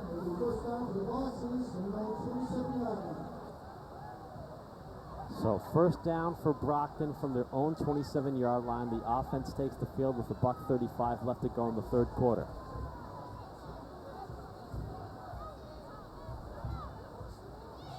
First play from scrimmage, they give it to Trayvon Offley to the near side, stays on his feet, pushed out of bounds past the 35-yard line. You know, at the rate this second half has been going, unless Brockton's offense has the ball the entire fourth quarter, I think the marching band will have spent more time on the field than Brockton's offense here in the second half. Yeah, good point. That was a 9-yard play right there, but considering the play was slow developing, Offley did a nice job of getting around the corner there and picking up that first down. Yeah, they're actually going to move the chain, so a 10-yard gain by Offley as he got the ball to the 37-yard line. So I formation for Brockton, 2 wideouts split to each side of the field. Moraz hands it off to Trayvon Offley. Didn't develop quite as smoothly as they would have liked. It was delayed, and Offley, as he usually does not go down at first contact and gets about a 3-yard gain. Second down and 7 coming up for Brockton with just over a minute to go in the third quarter. Do we start to think about looking for a pass from Moraz, as we have seen a 50-yard connection downfield? Although the last time Moraz did throw the ball, he did get intercepted by Mike Chacoin.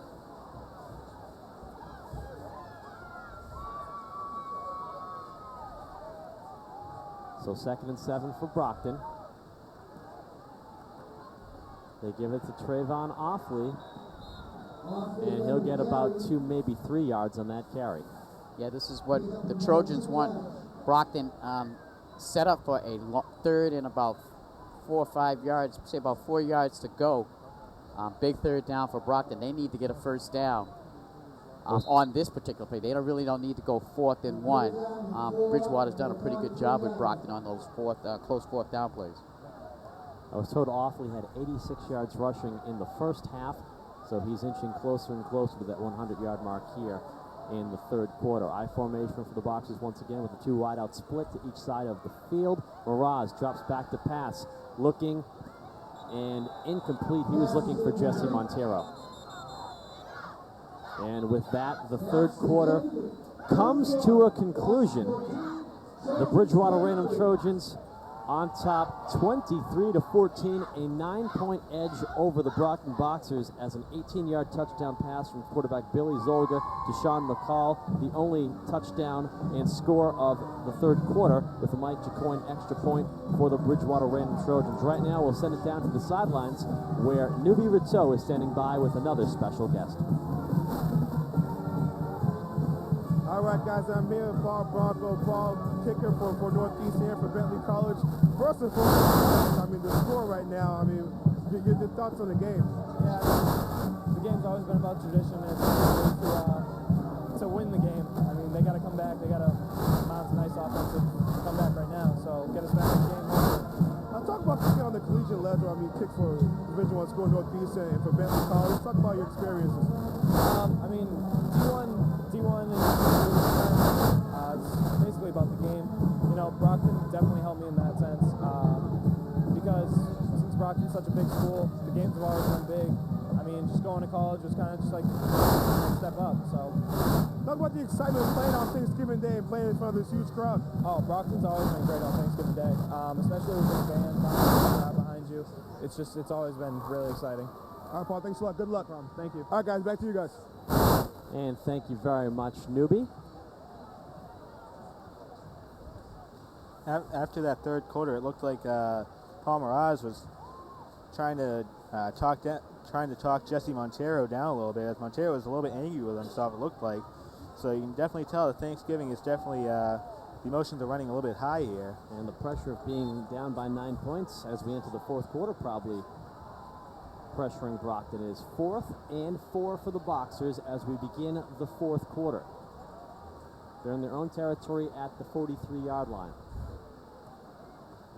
They give it to Trayvon Offley up the middle, 1st down past midfield, taken down at the 45 of the Bridgewater-Raynham Trojans. Yeah, nice job by Brockton's offensive line to open up a hole. It looks like it was left off tackle, run off the left guard. And finally Brockton got a big gain on the running attack. Big 1st down right there for the Boxers. 1st down for the Boxers, so the Trojans 1 high.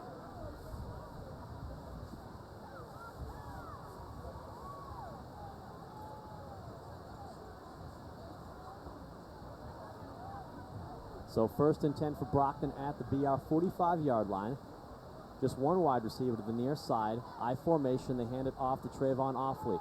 Up the middle, he's taken down after about a gain of 2.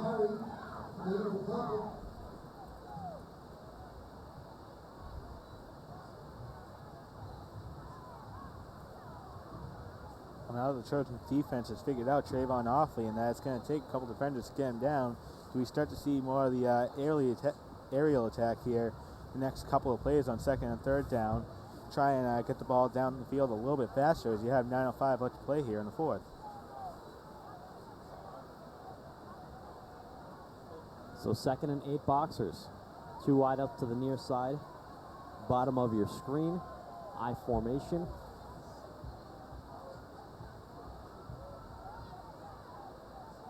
Miraz back to pass, rolls to the near side, maybe looking for Montero. He's in serious trouble, and he is going to be taken down and sacked by big number 83 for the Bridgewater-Raynham Trojans, who's done it on offense, now does it on defense. That's Sean O'Donnell.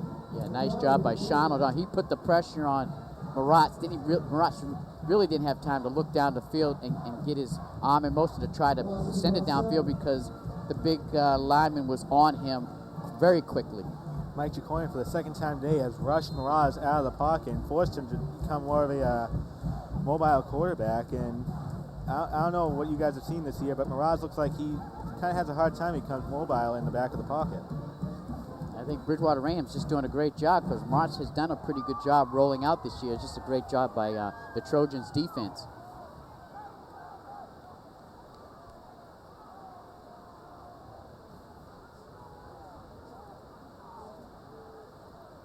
So 3rd and 13 for Brockton with the 3-yard loss on the O'Donnell sack of Paul Miraz. Miraz pitches it out and awfully bobbles it. Miraz is going to pick the ball up. He's way in the backfield now.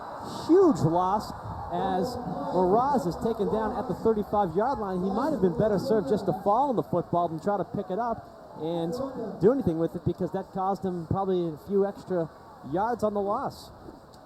Yeah, that's what these athletes of today do. They don't do the old school way, just falling on the football. They want to try and make something happen and want to pick it up and try to do something with the football, and it was very costly for that's an old school mentality to have, Miles, huh? Old school athletes mentality. of today. Yes. Well, 4th and about a marathon, so Brockton is going to punt the football away. Lucas DePina attempted on the punt, really high snap. He's way in the backfield now. He's going to pass it to Austin Roberts, incomplete. And just error after error, leading to what could conceivably become a disaster for Brockton, as Bridgewater-Raynham will get the football in Boxer territory, already up by 9 points with 6:47 left to go in the game, and Bridgewater-Raynham has shown the ability to control the football and control the clock at will throughout this game. Things are looking a little bit grim for Brockton. Yeah, it's a classic case of just losing concentration these last couple of plays on Brockton's part. And when you have the snapper, I mean, that was basically way over the punter's head. It was just total lack of concentration on the their part as far as finishing out the play.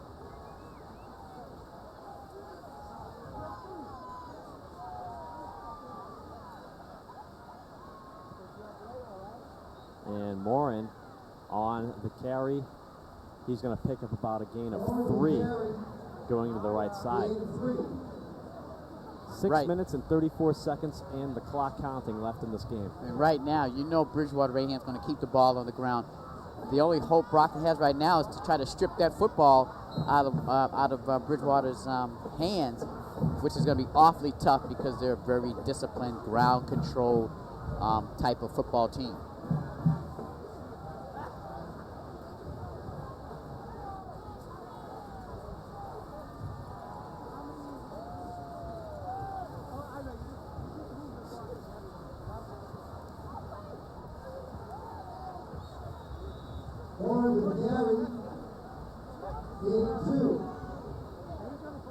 So short gain by the Trojans, gain of 2. Going to bring about 3rd down and 5. So they'll give them an extra yard, 3rd and 4, as the clock continues to tick away. You know what's interesting about this game, Miles, is that Brockton could lose today. And they're trailing by 9, and Bridgewater-Raynham moving the ball forward continuously. And if Durfee beats New Bedford in their division, Big 3 divisional matchup, bobbled football on the field, loose ball,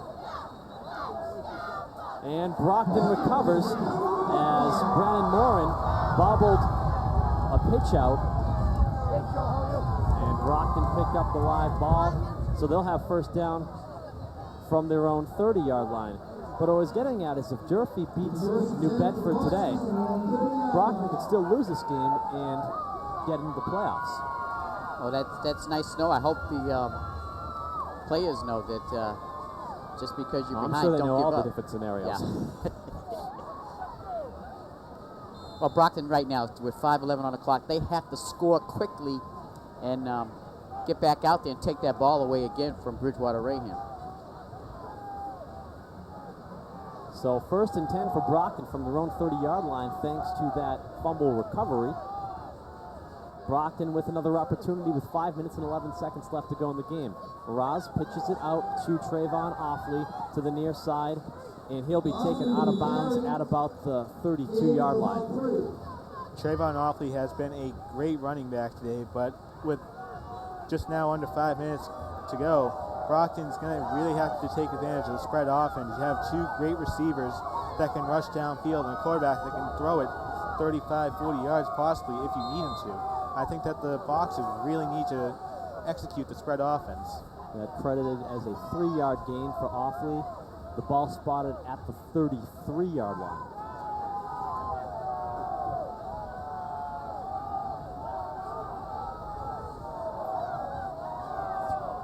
Two wideouts for Brockton. Strong side left, I formation. Miraz back to pass. Looking downfield for Albert Louis-Jean, and that is going to be incomplete. Louis-Jean was surrounded by a few white shirts downfield.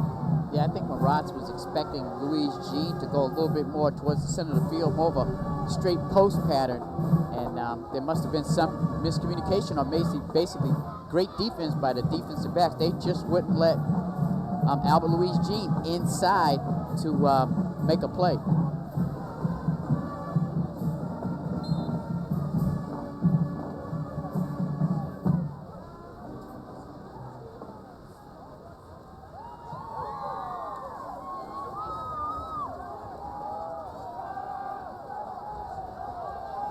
Third and 7 for Brockton.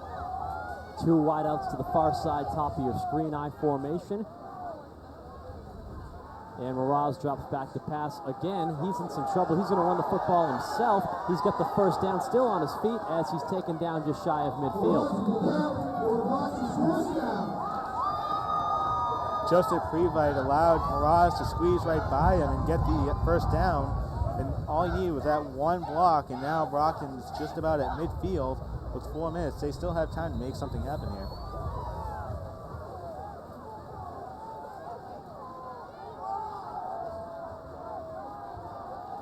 So 1st and 10 for Brockton from their own 49-yard line. Just shy of midfield. I formation with the wideout split to each side. And Miraz, short drop back to pass again, looks for Louis-Jean, overthrown, incomplete. Yeah, today hasn't been one of Marat's better passing days as far as going for the long ball. It's been a little bit out of sync, trying to hit his big man out there, Albert Louis-Jean.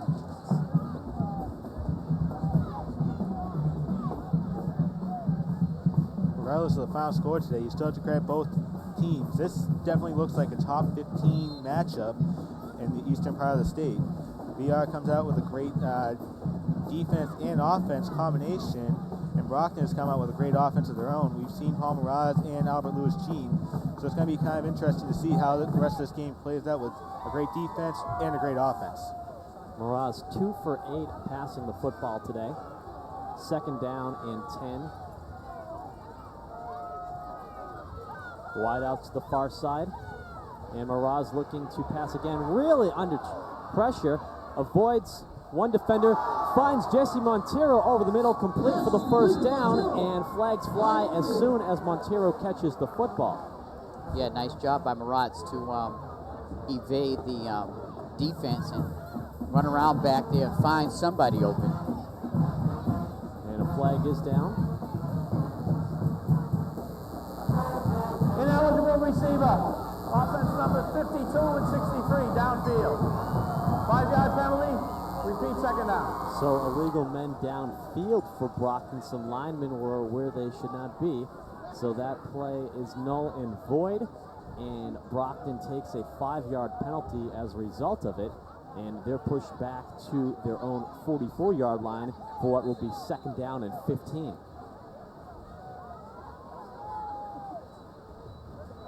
Yeah, that's a tough break for the offense there. Boxers backfield looks a little bit confused as to what the play is. Albert Louis-Jean doesn't exactly know where to go. Eventually finds his way to the bottom of your screen. Miraz drops back to pass, has some time. Oh, now he doesn't have time. He's under pressure, very much under pressure. He's just got to run or get rid of it. He's going to run, I think. He's got another defender to beat and avoids another tackler. Good job of Miraz of staying on his feet, but this is going to be a loss when it's all said and done, as he is taken down at about the 40-yard line. So that will be at the least a 4-yard loss for Brockton. You know, that was a great effort by Miraz. The only problem is it just takes a lot of time off the clock with all that scrambling and breaking tackles and everything. Looks like Miraz is trying to spend more time trying to direct traffic, trying to get blockers to try and provide him an open lane instead of trying to get past the defenders. Let's take a look at Miraz's play as he tries to rush out a tackle at number 47, Andrew Kelly. So Kelly can't get to him, so Mike Jacoin tries to get to him. And it pretty much takes the entire BR defense. So this will be 3rd and 19 from the 40-yard line. And head coach Peter Colombo for Brockton is going to call a timeout on this 3rd and long situation. With 2 minutes and 1 second left to go, Brockton trailing by 9, 23-14 is your score. Bridgewater-Raynham on top. Well, I'll tell you, hats off to the Trojans defense today, because they really, for the most part, especially in the second half, have kept Brockton's high-powered offense in check. Also, it's been a team effort for the Trojans, because in the third quarter, as you know, the Trojans offense stayed on the football field for most of that third quarter. And I think that kind of hurt Brockton's offense. When they finally got out there, they were a little bit stale from sitting on the sidelines for so long in this cold weather. A regional rivalry brewing between Brockton and Bridgewater-Raynham. The winner of today's game will receive a trophy from the Cape Cod Cafe, generously donated, that will remain at the winning school for 1 year until next year's Thanksgiving game, and could be passed back and forth over the years depending on who wins the Thanksgiving Day matchup. Yeah, very nice trophy. It's up here in the booth, sitting up here shining and nice and new. So the way it's looking with 2 minutes left, Bridgewater should be able to take that trophy home and maybe put some cranberry sauce in there and enjoy themselves with this first victory of the annual Thanksgiving Day football game. Use the pour gravy or whatever you want. 3rd and very long for Brockton. 19 yards to go from their own 40. And a little bit of a pitch to Jesse Montero. Looks like he's trying for a halfback pass, and he couldn't get it away. He was taken down as he threw the football incomplete. And it'll be 4th and 19 for Brockton. And when you're down by 9 points this late in the game, under any other circumstances, it would be a clear-cut punting situation, but Brockton's probably just going to have to air it out and hope for the best. You know, the funny thing about that trick play was Bridgewater-Raynham didn't even know really what was happening, but because of their penetration by the defense, the guys were back there, and there was all of a sudden they see an offensive play with the football running right into them. So that was just great penetration by the defense. Dan Biron usually has his defenses set up as to what to do in different types of situations. When you have a flea flicker like that, you send 2 in the backfield, try to squeeze the at that time quarterback into eventually throwing it away. Well, head coach Dan Buron for Bridgewater-Raynham calls the timeout, and we mentioned Brockton having to air it out. Did you notice before that timeout was called, shotgun formation with 4 wideouts spread across the field? No secret what Brockton needs to do. And if any team could do it, I definitely believe it could be the Brockton Boxers. Send forward receivers downfield. You have receivers. You have Ralph Cherry, the tight end. You have Albert Lewis Jean, obviously. You have such a great wide receiving core that you can definitely get a 4th down and 19 possibly to become a 1st down and 10 and try and get some extra points on the board. Yeah, Peter, kind of a strange season for Brockton with that comeback, one of the great comebacks of Brockton, playing Catholic Memorial down there in Catholic Memorial, and since then they really kind of fell off track a little bit. Yeah, certainly a very disappointing performance against New Bedford last week, and not their best performance today against Bridgewater-Raynham, though. We must say Bridgewater-Raynham has played very well, all facets of the game, offense, defense, special teams. And head coach Dan Buron has done a fantastic job coaching this morning. Yeah, fantastic job preparing this Trojan team to come on the home field of Brockton High and done what they've done today. So 4th and 19 for Brockton. 4 wideouts, 3 to the far side, 1 to the near. It is a shotgun formation. Trayvon Offley, the lone back for Brockton. Miraz back to pass. He's looking downfield for Jesse Montero. Complete. And he is taken down at the 35-yard line. That will be a first down Boxers with a minute 46 to go in the game. Good job by Paul Miraz of staying calm and finding Montero over the middle for the completion. Yeah, that's the key right there. He stayed calm, cool, and collective and delivered a nice strike.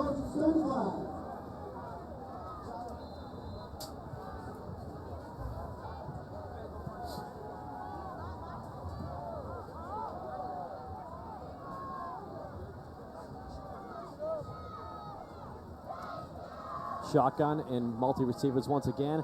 Miraz finds Montero again. This time past the 30-yard line.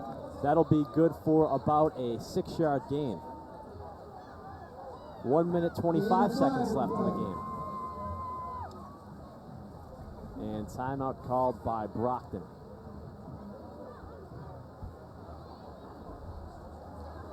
Yeah, really what Brockton needs to do now, they need to put the ball in the end zone right at this moment. If not this play, the next play, they need to put the ball in the end zone.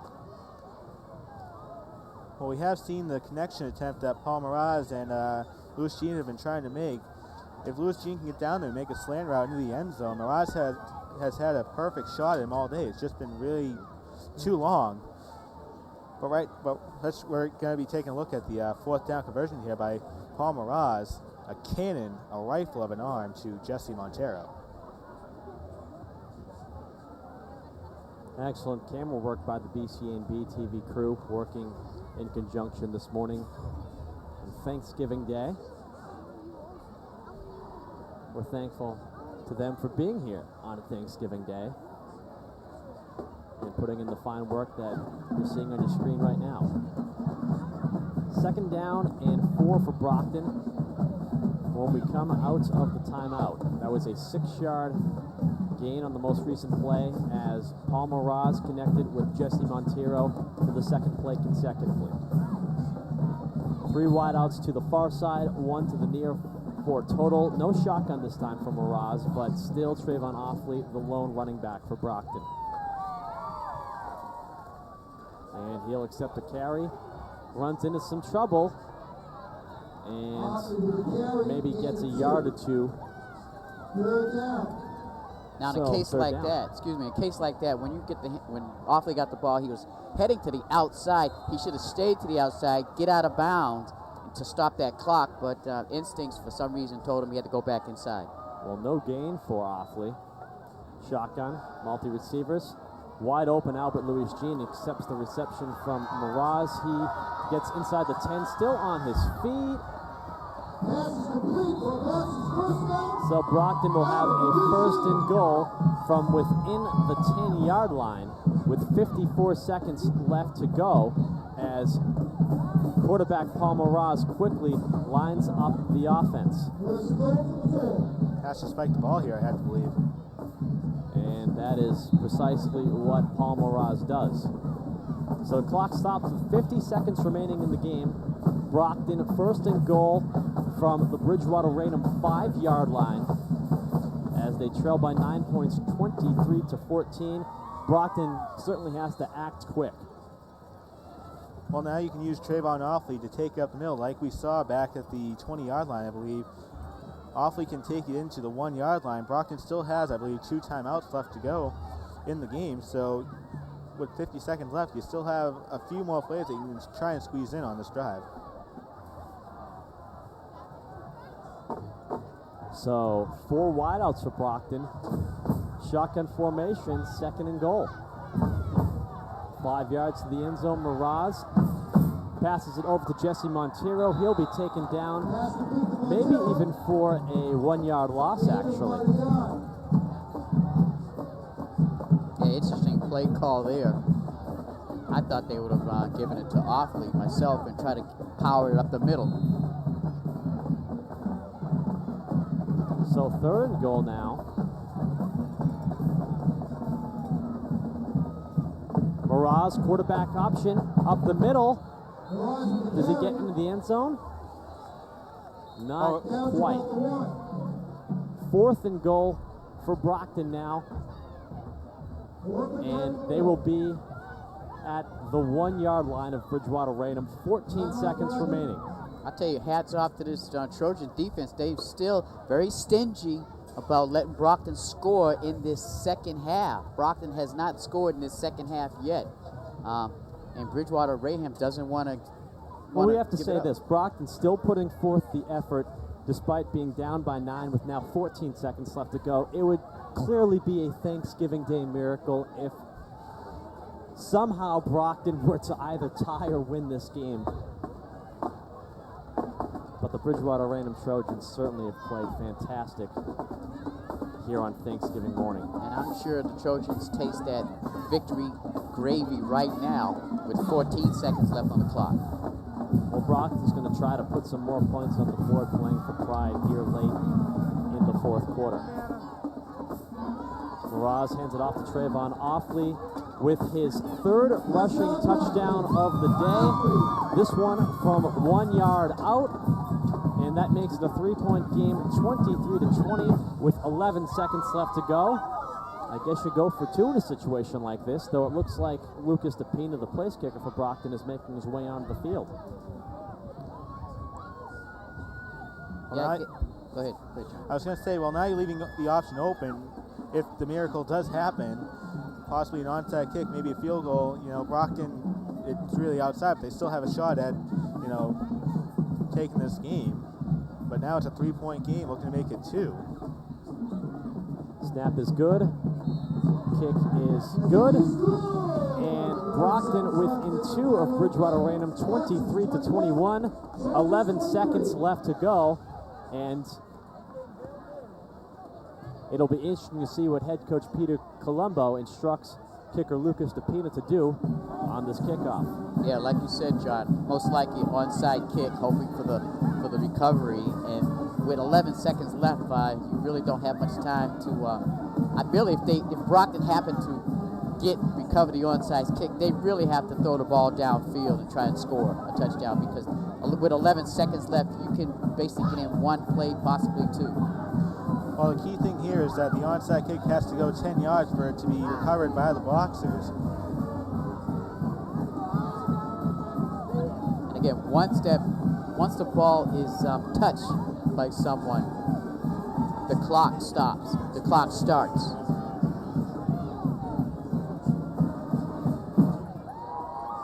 And we're getting word that in real time it is 14-7 New Bedford leading Durfee with 7 minutes left in their game, which would help determine Brockton's postseason chances as they have an onside kick. And it bounces up the face mask of a Bridgewater-Raynham player. Regardless, and there's a pile. We'll see who got it. Regardless, there's still a flag on the field at the 41-yard line. And there was a flag down. Official signals that Bridgewater-Raynham has the football. And if Bridgewater-Raynham does have the ball, all they have to do is take a knee and go home.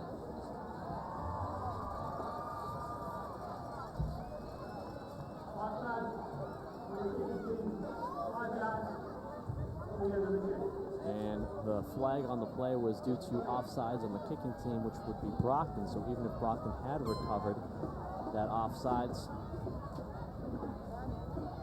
would have negated it. I tell you, that was a nice onside kick by DePina, where it hit off one of the Trojans' helmets and came back towards Brockton. They just couldn't get to the football, but it wouldn't matter for not because of offsides. So 1st and 10 for Bridgewater-Raynham, and all they're going to do is take a knee and go home and enjoy Thanksgiving as they have come into Armond Colombo Field at Rocky Marciano Stadium and defeated the Brockton Boxers. Your final score of this inaugural Thanksgiving Day matchup between Brockton and Bridgewater-Raynham. The Bridgewater-Raynham Trojans defeat Brockton by a score of 23-21. if this game is any sign of how this rivalry is going to go on Thanksgiving Day is going to be a fun football day for the city of Brockton and the town of Bridgewater and Raynham. But you definitely have to tip your cap to the BR Trojans. Nick Schlatt's 86 yards rushing, I believe, is the unofficial total. But you have Schlatt's and you also have Trevon Offley over 100 yards, close to what he averages a game, 137. He had 126 as the unofficial total. But this is definitely the game that I expect was going to happen. Two very high-powered teams that it could have been anyone's game from the start. Yeah, I'd just like to say congratulations to the Brockton football team for a good year, great year played, Brockton team and their coaches, and an outstanding job by Bridgewater-Raynham to come in here on Brockton's home turf and just hold Brockton to 21 points, and that last touchdown was at the end of the game. Scoring summary of this game, the Bridgewater-Raynham defense stopped Brockton and turned over the ball on downs in the opening quarter, which led to a Billy Zolga to Brad DeLula's 14-yard touchdown pass, followed by a Steve Wentworth reception for a 2-point conversion, making it 8-0 Bridgewater-Raynham. Brockton bounced back with a 2-yard touchdown run from Trayvon Offley and a Lucas DePina extra point. Brockton trailed by a score of 8-7 in the first quarter, and then got the lead with a 1-yard touchdown run from Trayvon Offley later on in the quarter, making it 14-8 with a Lucas DePina extra point. In the second quarter, the Bridgewater-Raynham Trojans bounced back with a 5-yard touchdown run from Nick Schlatt's, followed by a 2-point conversion as Sean O'Donnell had the reception for the 2-point conversion, making it 16-14 in favor of the Trojans. That's where we stood at halftime. Bridgewater-Raynham controlled the ball for the majority of the third quarter, highlighted by an 18-yard touchdown pass from Billy Zolga to Sean McCall. A Mike Chicoine point after touchdown made it 23-14 in favor of the Trojans. Trayvon Offley had a 1-yard TD run late in the fourth quarter with a point after touchdown for Brockton, making it 23-21 for Bridgewater-Raynham, and that is where we stood at game's end. The Bridgewater-Raynham Trojans defeat the Brockton Boxers by a score of 23-21 on Thanksgiving morning. For those of you watching us on BTV Bridgewater Television, the Bridgewater-Raynham Trojans will take on Weymouth High School at Bridgewater-Raynham High School this Tuesday night in their first postseason game. The Brockton Boxers are still awaiting the outcome of the Durfee-New Bedford game to learn if they will in fact be in the MIAA postseason. For everyone here at Bridgewater Television and Brockton Community Access, Miles Jackson, John Luck, I'm Peter Zimbor. For those of you who watch BTV, check out Bridgewater-Raynham this Tuesday night against Weymouth. For those of you who watch BCA, this could be the end of our football season for the year 2010. If it is, have a happy holidays and a happy new year. We'll see you in basketball season. Once again, for everyone at BTV and BCA, enjoy your Thanksgiving. Take care.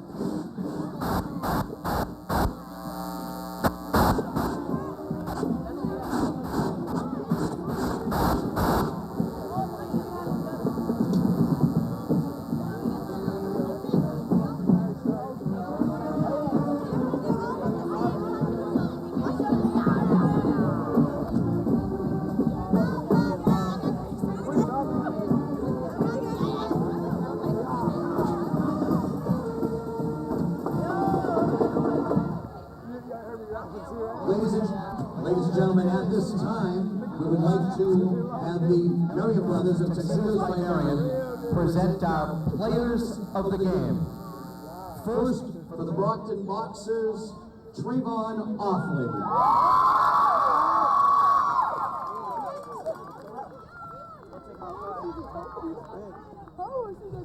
The award is being presented by both John and Paul Marion.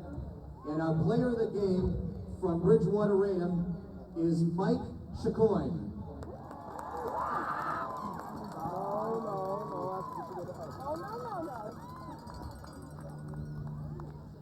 John Marion.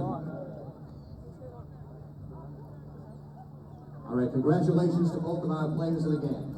Now we want to bring the Jamoulis family in here, sponsors of our first annual Cape Cod Cafe Bowl.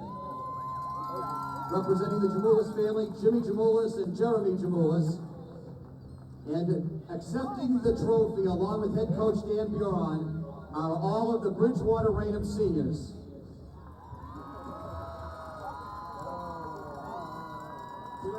congratulate both teams for a great game, and congratulate Bridgewater-Raynham especially. Congratulations, Coach.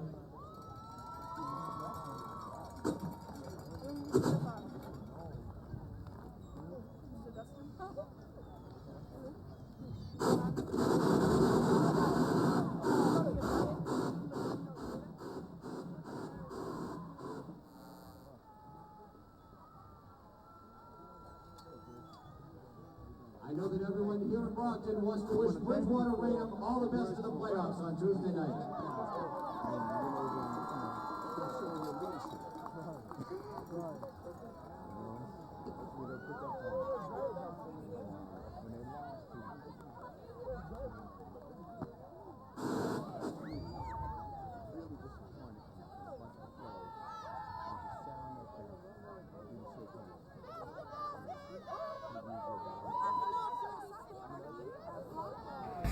Without any question, his biggest game of the season.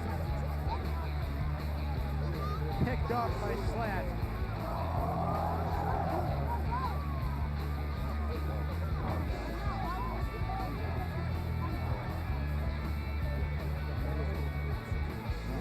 Field has a lot of room to run, gets it to Sean O'Donnell in the corner of the end zone.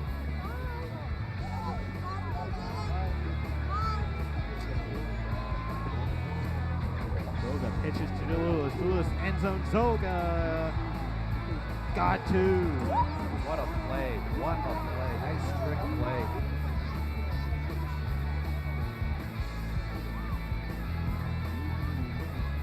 From Rocky Marciano Stadium in Brockton and the city champions, Trojans Boxers go at it on Thanksgiving morning.